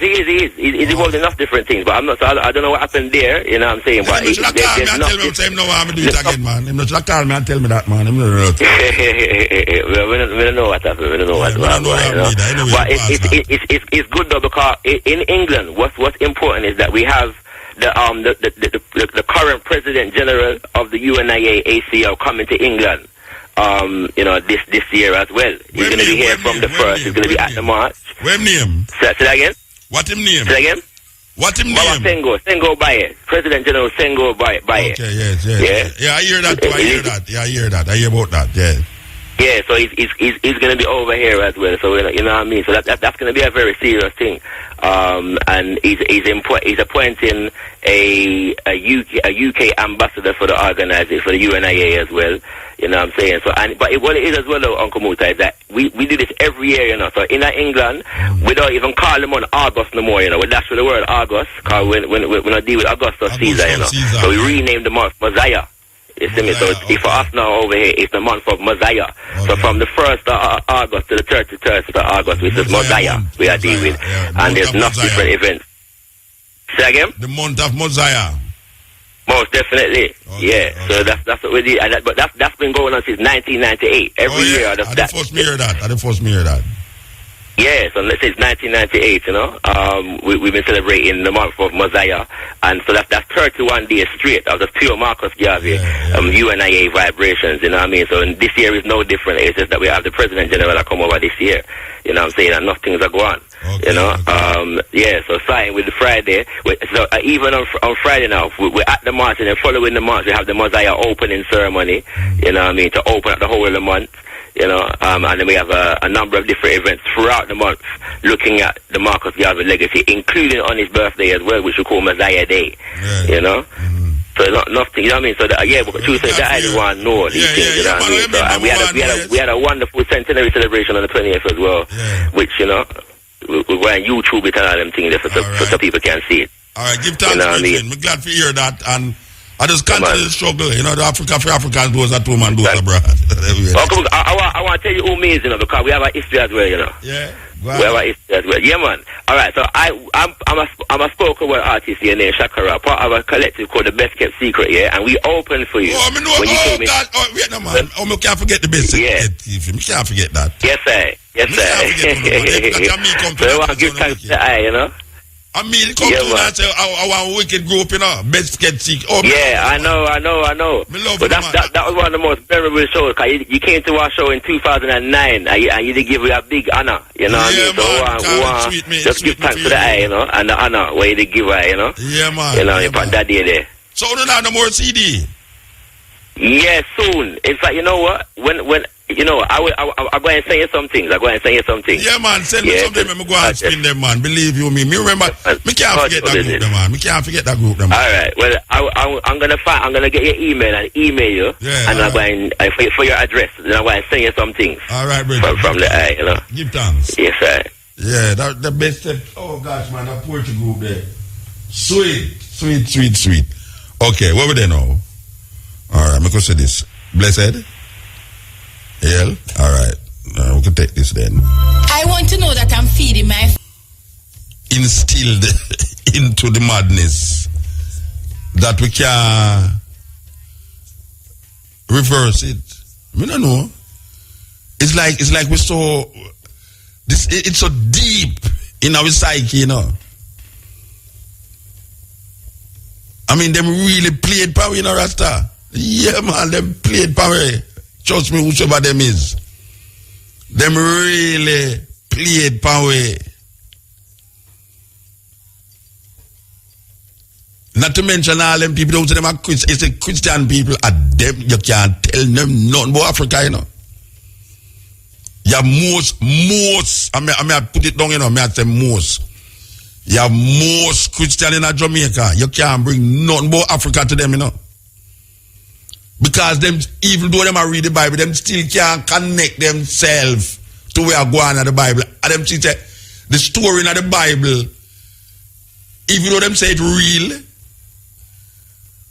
and it's history, them can't see themselves in that history there. It's deep, Rasta. Because them spend years I go to church, go read this book and read about supposedly we are going in our history. And the people them who are read this book, who believe in the book, who them were dead and tell you say, we are going in the book, it's a historical fact. Them who are read this book cannot see themselves in the book. Oh, not to say a madness. The most important thing to a Christian is the Bible. From Genesis to Revelation, 66 books in the Bible.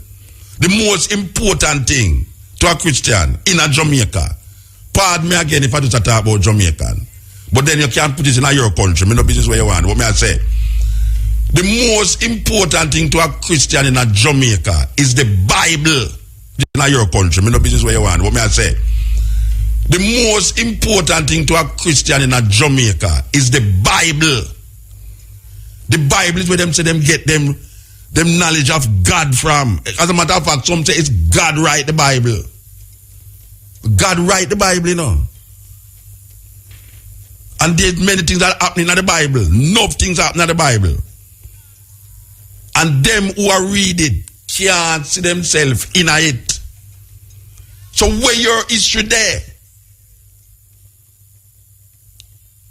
Which, if your history not in the Bible where you hold on so much, and your history not in your condition where you find yourself in now, because you can identify other people's history and condition, and you can even identify them physical makeup in relationship to a country and a land space. But you who are read this book have no connection with where going on in the book. Because some other people, you have nothing to do with that. You only get inspired by what is going on in the book, historically. Then you know, see something wrong with that. No wrong with that, Rasta. That thousands of people read this book and cannot connect themselves with the book. It's a historical book according to them, and them can't see themselves historically connected to it.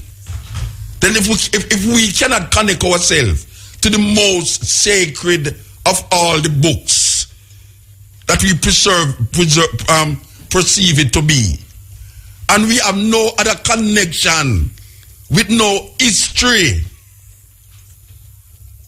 while other people can connect themselves to thousands of years of history and can tell you about what was happening in them land and all these things.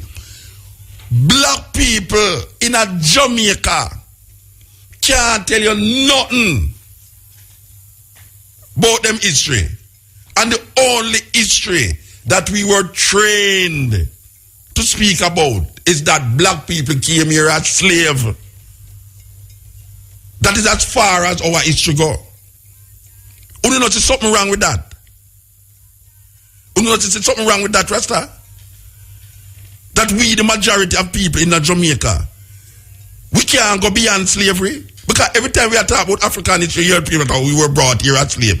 I never come here as a slave. How the hell we can't identify nothing outside of that? And we have this precious book in front of we, and we can't look at the book and say, but wait there, Egypt no in Africa. But wait there, all them things in Ethiopia no in Africa. Oh, we never say Ethiopia and Egypt in Africa. That means them people that we are going to them places. No more some people come from them place there.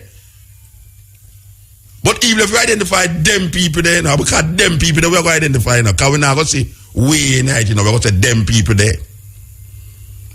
Because when we close by and think on it, if we don't say the thing happen in Ethiopia and Egypt and all, we still have to say we slave master when we close with eye. That means we don't have nothing to do with history, you know. If we close with eye and think about the heroes in the Bible, a white people we are think about, you know. From Pharaoh to Moses, from Adam to Eve, from all of them. If we think about it, just think about it. When you close your eye and think about these icons in the Bible, appear white people you think about. How the hell them get if you do that? When the things them we are going in the Bible never happen in Europe. How them hell they get if you perceive that every icon in the Bible, closing your eyes and look at them, including our Lord and Savior Jesus Christ, looks like a man who in slavery. How them get if you look at it that way there? And we can't come out of it. We can't see nothing else. Because we as African people, as black people, we have no history. The other minority groups have history.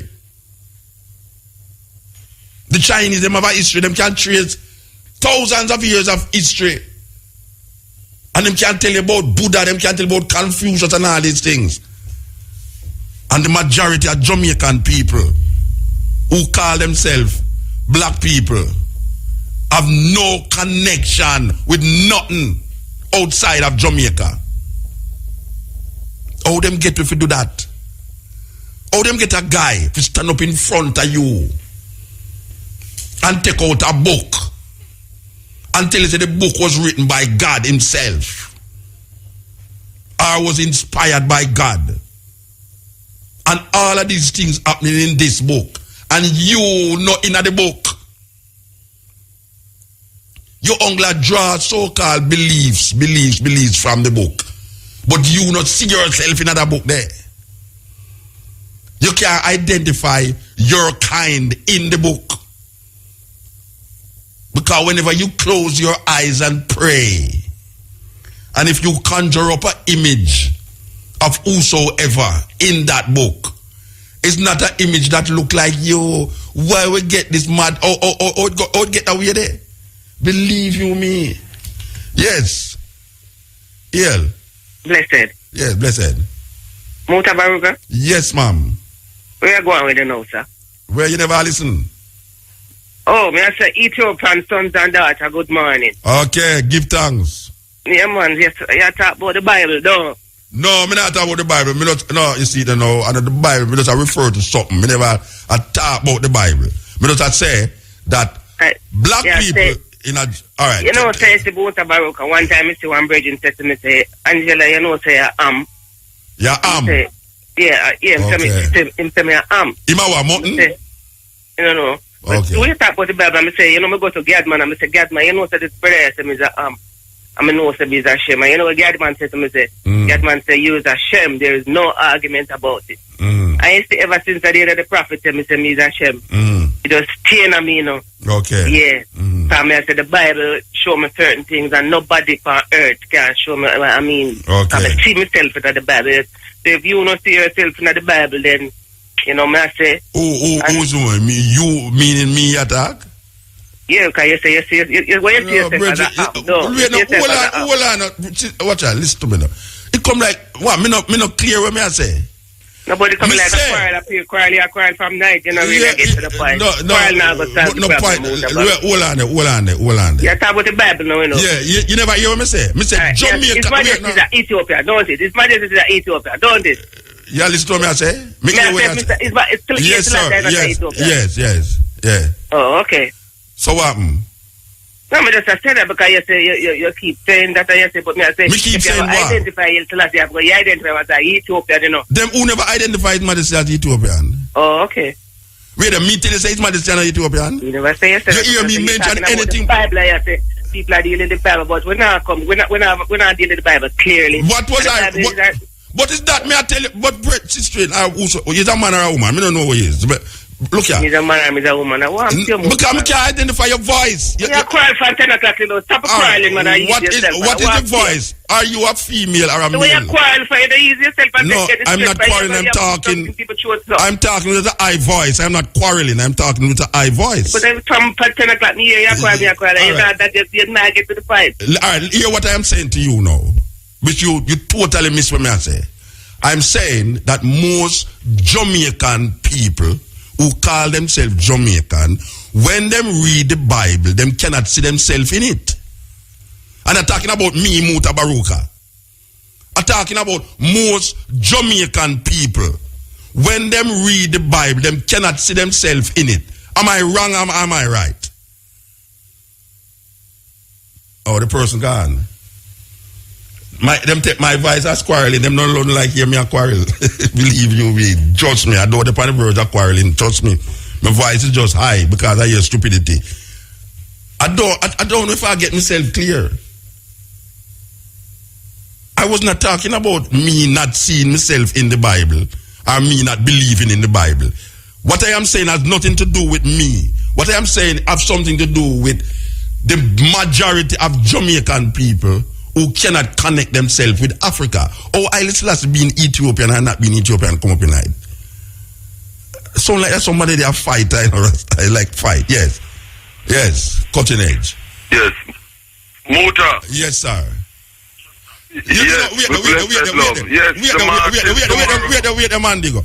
You know, say, because I can't identify a voice as male or female, the person vex.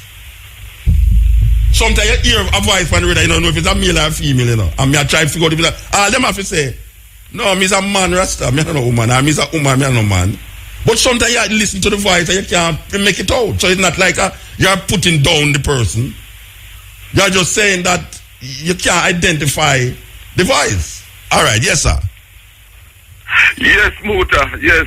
Yeah, listen to the program. Yeah, listen to the program. Yeah, listen to the program. Yes, me, I listen to the program and somebody believing you ask a genuine question whether male or female and is a problem. I couldn't identify the voice. I can't, and them tell me a quarrel. Me I make noise and a quarrel. No, it's not quarrel. You simply, I mean, it's I'm talking at an higher pitch. I'm not quarreling. Exactly, higher tone. Yeah. Anyhow, the reparations march is going well for tomorrow. I've been, and others have been advertising it on various radio stations, both here in Britain and elsewhere. And of course, IRA FM, through your station, has also been promoting it. And the jingle that you sent, appreciate because it has been played. A Jamaican just call me and tell me say me hear it. Who say me not African? Him just call me and tell me say me hear it. Yes, man. So, great for that form of support. So we're looking forward for all Africans who are able to make it tomorrow, 11 o'clock. Okay. 11 London time to assemble at the Windrush Square, which is opposite the town hall in Brixton, Lambeth Town Hall in Brixton. And we'll be marching from there to Houses of Parliament and also to 10 Downing Street to hand in a letter demanding reparations, not begging reparations, but demanding reparations, because we are here to make the demand on the behalf of our African ancestors. Of course. And I love what you were saying earlier about Indians in Jamaica are Indians, Chinese are Chinese, Arabs are Arabs, etc. It's only the vast majority who have been miseducated to hate themselves, who have a problem calling themselves African. Because when you say black is simply a color, an adjective, a color description. It doesn't locate your place of origin. I don't connect it to no land. It don't connect it to no land. Like the other day, I had to put down a person saying, they're talking about Europeans and they're talking about Arabs and black people, or Europeans and black people. So when you say Europeans, you're talking about Europe. When you say Arabs, you're talking about Arabia.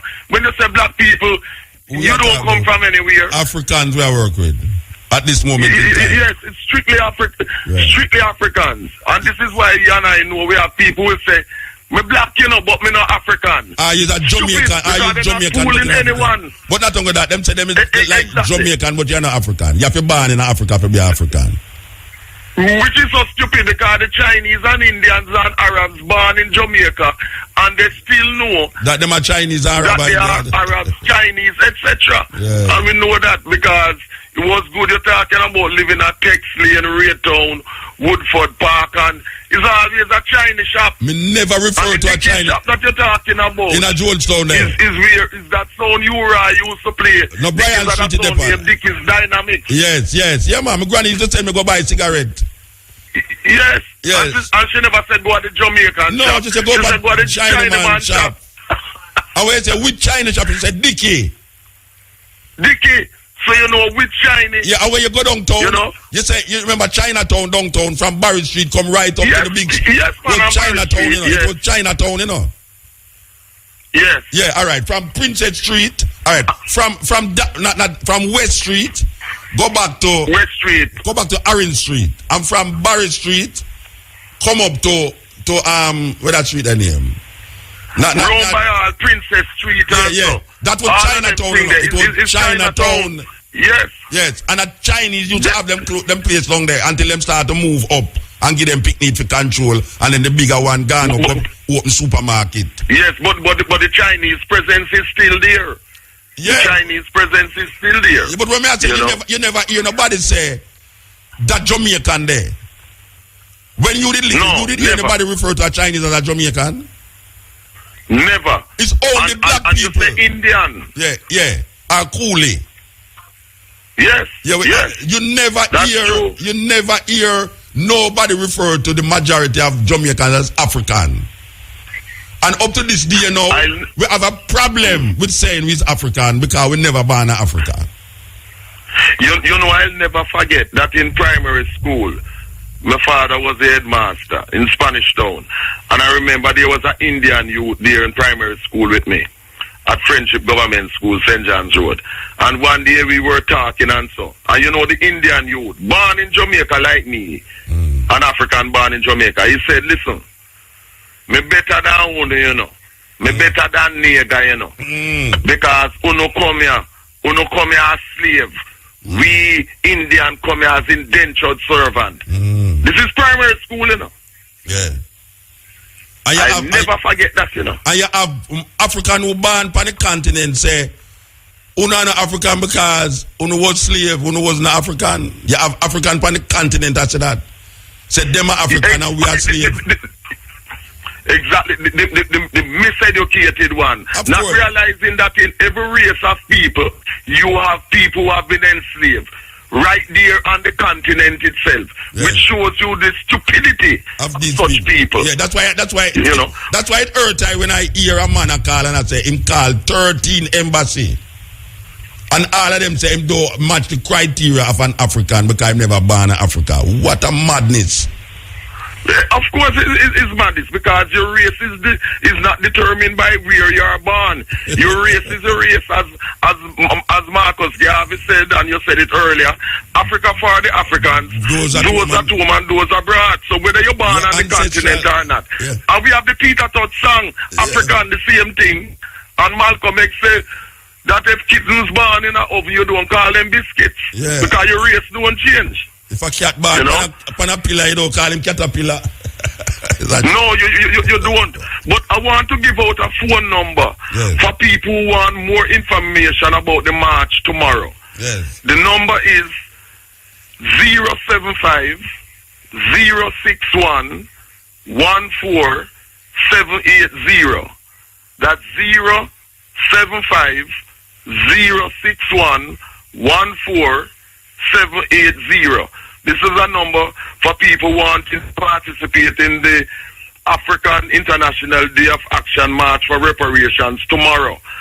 Starting from Brixton, Windrush Spear, tomorrow, Emancipation Day, Friday the 1st of August 2014. There's also another number, 079, because as we speak, people on SLR radio and elsewhere are listening to us. People are listening to us globally. Who are heal up SLR who keep cutting edge burning up every time. Every time. I have to big up Cowboy. Cowboy know who he is. I the Mandingo yell up Cowboy. Me know Cowboy. And SLR team. Me know Cowboy. Yeah, man.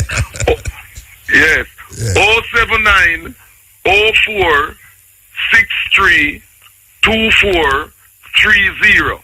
That's 079 04 63 2430. Yeah. It's about 7:30 in England. It's about 7:30 in England at 6:30. Yeah. It's about 7:30. All right. And by the way, Bonnie Wheeler did an excellent show at the Electric. Oh, yeah, you didn't tell me about it. In Brixton. So low. Yes, I went. Great performance. Yeah. And the band excellent.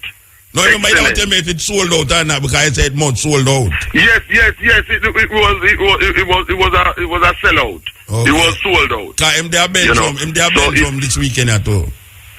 Yes. But he worked for about 80 minutes, and of course, battering down Sentence, Dreamland, the classic songs, worked for 80 minutes, and it was great.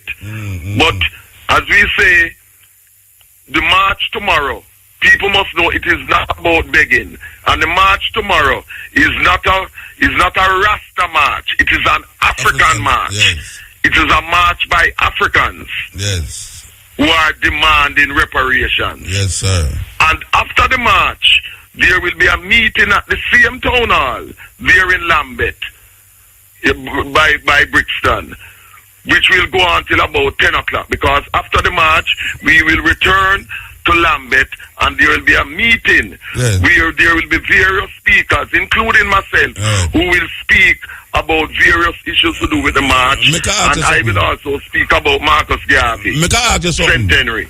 When you reach down in there, who's presenting what to who at that time? Who's presenting what to who? there is going to be a group of people, maybe about 4 or 5, who will actually be allowed to go in, because this is how it is done. You have the main body of of marchers, but then you have a select team that goes through the gates at Downing Street, to hand in the petition. To the Prime Minister. This is how it is done. It going to go to the Prime Minister. Okay. Yes, and of course, you know, he benefited. His ancestors were some of those who enslaved our people in the Caribbean. And I want to heal up that on the centenary of the founding of the UNIA and ACL, because this 20th, and I listened to your talk, as you know, when it was broadcast from Liberty Hall, but I want to heal up my cousin, who was later the first wife of Marcus Garvey, Amy Ashwood Garvey, because she was one of the founder members when it was founded near to our school, Muta. At 32 Charles Street. On the 20th. Number 32 Charles Street. My cousin, Marcus Garvey, and others. She wasn't his wife yet, she was just Amy Ashwood. And others founded the organization, the UNIA and the ACL. And of course, it was Marcus Garvey who originated the name for the organization. And the others, and he was able to get the others to come on board when he was establishing it.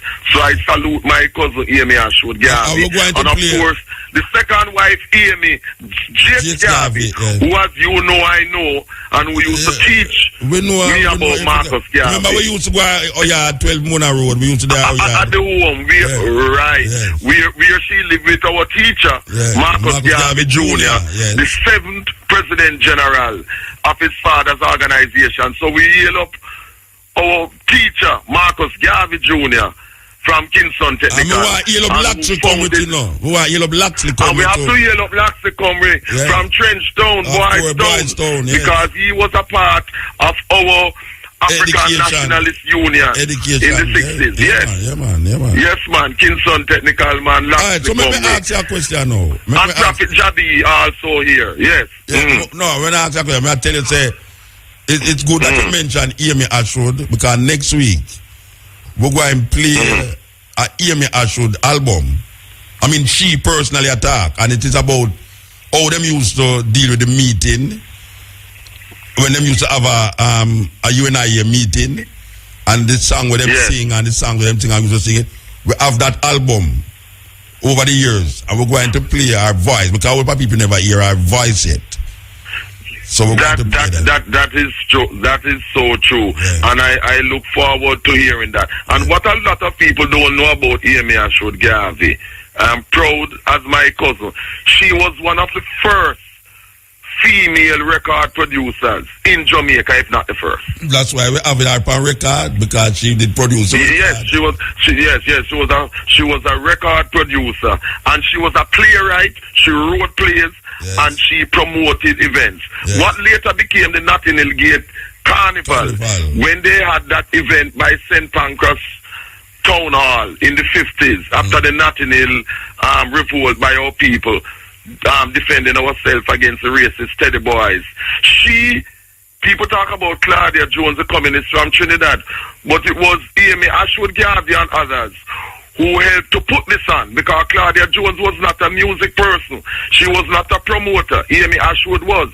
And she also financed it also. So it is really good that you'll be playing her. And you see her burial spot by Calvary Cemetery, that should be sorted out officially. You know, it should be refurbished. You know, I am saying this loud because I intend in the future that her burial spot by Calvary Cemetery should be made into a proper place, you know, because it has been left derelict for many years.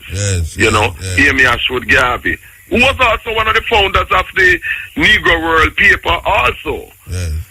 But two Amy's were great African women who contributed indelibly. And the Amy Ashwood here was the one who was one of the organizers of the 5th Pan-African this Congress in Manchester in 1945. And of course, Amy Jakes Garvey was the one who put together Marcus Garvey's edited Marcus Garvey's Philosophy and Opinion so that our people could have the knowledge. Yes, yes. Which was, of course, at the instructions of her husband, Marcus Garvey, because he instructed her to put this together and publish it so that people would know what Marcus Garvey and his organization was about. Yes, yeah, man, I remember, man. Yes, definitely. I remember, you know, totally, and I'm very glad. Yes, definitely. I'm very glad that I come up in a time when I didn't know the son of Marcus Garvey and his wife and sit with them and even get influenced by Marcus Garvey Jr. I'm very glad for that. I was very glad when I go to Florida about 3 weeks ago and see him. Very glad. Yes. I saw the picture, and I must say, I heal up his wife, Mrs. Jean Garvey, who was also a student, a past student of Kingston Technical High School. Yes. Mrs. Jean Garvey, from Rollington Town originally. Yeah, man. You know, give thanks to that. And it is really, really good. So, people, turn out in your thousands tomorrow and come to Brixton and assemble by the Windrush Square at 11 o'clock in the morning, from whence we shall march to the British Houses of Parliament to hand in a petition for reparations, demanding reparations. You know, definitely. And of course, we will be on the lookout for people who would try to infiltrate the march and to try to sabotage things. Because we know we have these kind of agents, you know, who would want to sabotage that which we do. But they shall not prevail against the march of the Africans tomorrow. They shall not prevail. And we give thanks to our great African ancestors who sacrificed blood, sweat, and tears so that we Africans are here today, and we will honor their memory by doing the right thing in fighting for the liberation of our African race. Give thanks, you know, definitely. Thanks. Give thanks, Bridget. Yes, give thanks, Muta. Blessed love. Yeah, one God, one aim, one destiny. Yeah, this is the cutting edge with the pande. With the last lap, you know. With the last lap. You know, so we're going to forward here tomorrow at 2 to 5:45. We should not tell him about the other thing, Brian? Yes, sir. Should not tell him? We're going to tell him then. We're going to freak out some people, you know. Guess what? We're going to have Friday morning too. When you say wake up call, we're going to depend on the wake up call. I don't start out my name yet, you know. I did say Muta because Ron Mushet. Like him say Ruta because him say Ron Ruta. But I want if I just keep Muta and put O in it and say Muta, which is really Mushet. But yes, we're going to there little more from this. And you're going to wake up 6 o'clock Friday morning and you're going to hear me again. What a horrible nightmare. What people are going to have a horrible nightmare. We have put them to bed with a horrible nightmare. Oh God, you mean them, you're going to wake up 6 o'clock again and hear this man. Yeah, but when you don't talk about it already to Ruta, we say Ruta, it's like how you sit in for me. Anytime you're there, I'm going to sit in for you. When I really sit in for him, you know, because I'm going to be on the program still, but I'm going to broadcast live from Belgium. You know, one of them festival. We are going over there. You understand? So, we're going to sit in the studio and direct the course of things. You understand? So, yeah, man, we say give thanks to the moment and give thanks to the time. Who will step on the call? I'm going to take this. Yes. Blessed. Hello. Good night. Good night. Yes. This is Lisa. Lisa. I've been to your program for a while, yeah, but you know the first night I'm actually calling in. Yeah, and the issue of now Jamaicans lack of, you know, cultural affiliation, them being lost, even though they don't really know it, not it's there, you know, not having a land to claim and, you know, find themselves through it culturally and all that.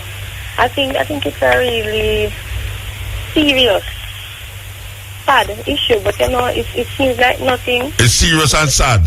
Like nothing, nothing really. That like they don't even know that they don't know the plight that they're in. Right? So they don't feel any way about it. But I really wonder sometimes, I sit and wonder what do you think Muta could really be done to let Jamaican people of African descent know themselves. Embrace at least even aspect that yes, we have been disconnected from something, and then hopefully to go to the point where they can one day connect. All right, what we can do is what we are doing to now, and with programs like these, where Andrea here at do, where whole heap of ones that do on them different radio programs now, is to identify something and then stick to it. Because you cannot say it one day, true you have Heritage Week, or true you have Emancipation Day, and then after that, no, you have to go on something else. You have to stick to it and keep repeating the same thing. So that is really our intention here right now. It's not because we say something one time, we're not going to say it 3-4 times, because you need to put it in a way that the people them can recognize it. But how it stay that way there? And do something about it too. Because if you didn't know, you'd have to do something about it, But when you don't know, you can't do nothing about the thing when you don't know. Your mind is just before you're there. So we have this thing and we keep doing, saying, bringing this, bringing that, and all these things for really push it to the people. And even though sometimes it look like we are talking to the microphone, when we go out there, we realize that people actually are listening to it. So we don't get despair, Yeah. So we are expect you now, as a younger person now, to go out there and do the same thing. Cause as you say, it's not it depressing, it just weird, it bewildering that in this modern time we have to put out so much effort to make the people them understand that them totally disconnected. Yeah, for real, man. So but another thing, okay, thank you very much. All right, give thanks, yeah man. I'm glad to sit up them hours I listen to. I'm glad to sit up this hours I listen. Oh, always, man, always. You know who you're talking to, Muta? No.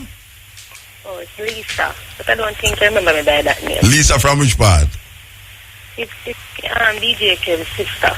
Lisa. Okay. She met at Binky in Pittsburgh. Yeah. Okay, So, all right. Yeah, so one of those times when I've been thinking about the situation and what to be done about it, Yeah. a particular idea about a potential came to mind. Yeah. But due to where it's at, at what stage the process is at right now, I don't think it's best to go into it. Yeah. Yes, I would like to know if I can talk to you further about it after the year. Yeah, man. I will call the operator and make sure you give me a number, yeah? Okay. Yeah, all right. Give thanks. All right. Yes. Man, so anxious. But at 7 minutes more left for 2 o'clock in a rata. Yeah, you know, so if you go, I'm going to tell them to you left before 2.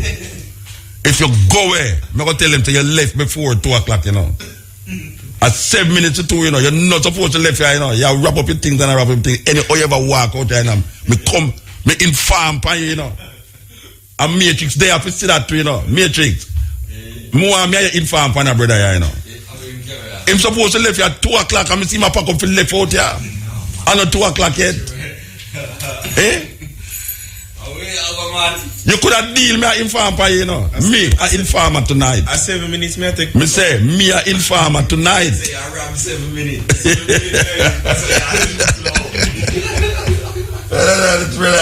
Like you want to left the thing and throw over the car them. Behave yourself, man.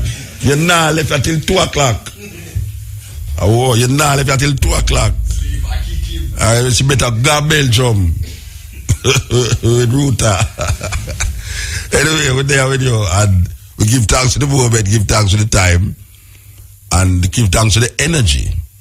Because the energy go at a pitch sometime, and it's so like, when sister say, boy, we are quarrel all night, and I don't quarrel, we are quarrel.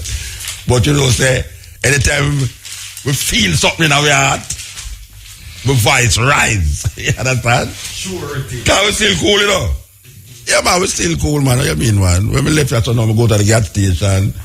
You know, I'm going to my hotel room, I get a drink. Me hungry. You look, me hungry. Me hungry always provide us with food them hours a night, yeah.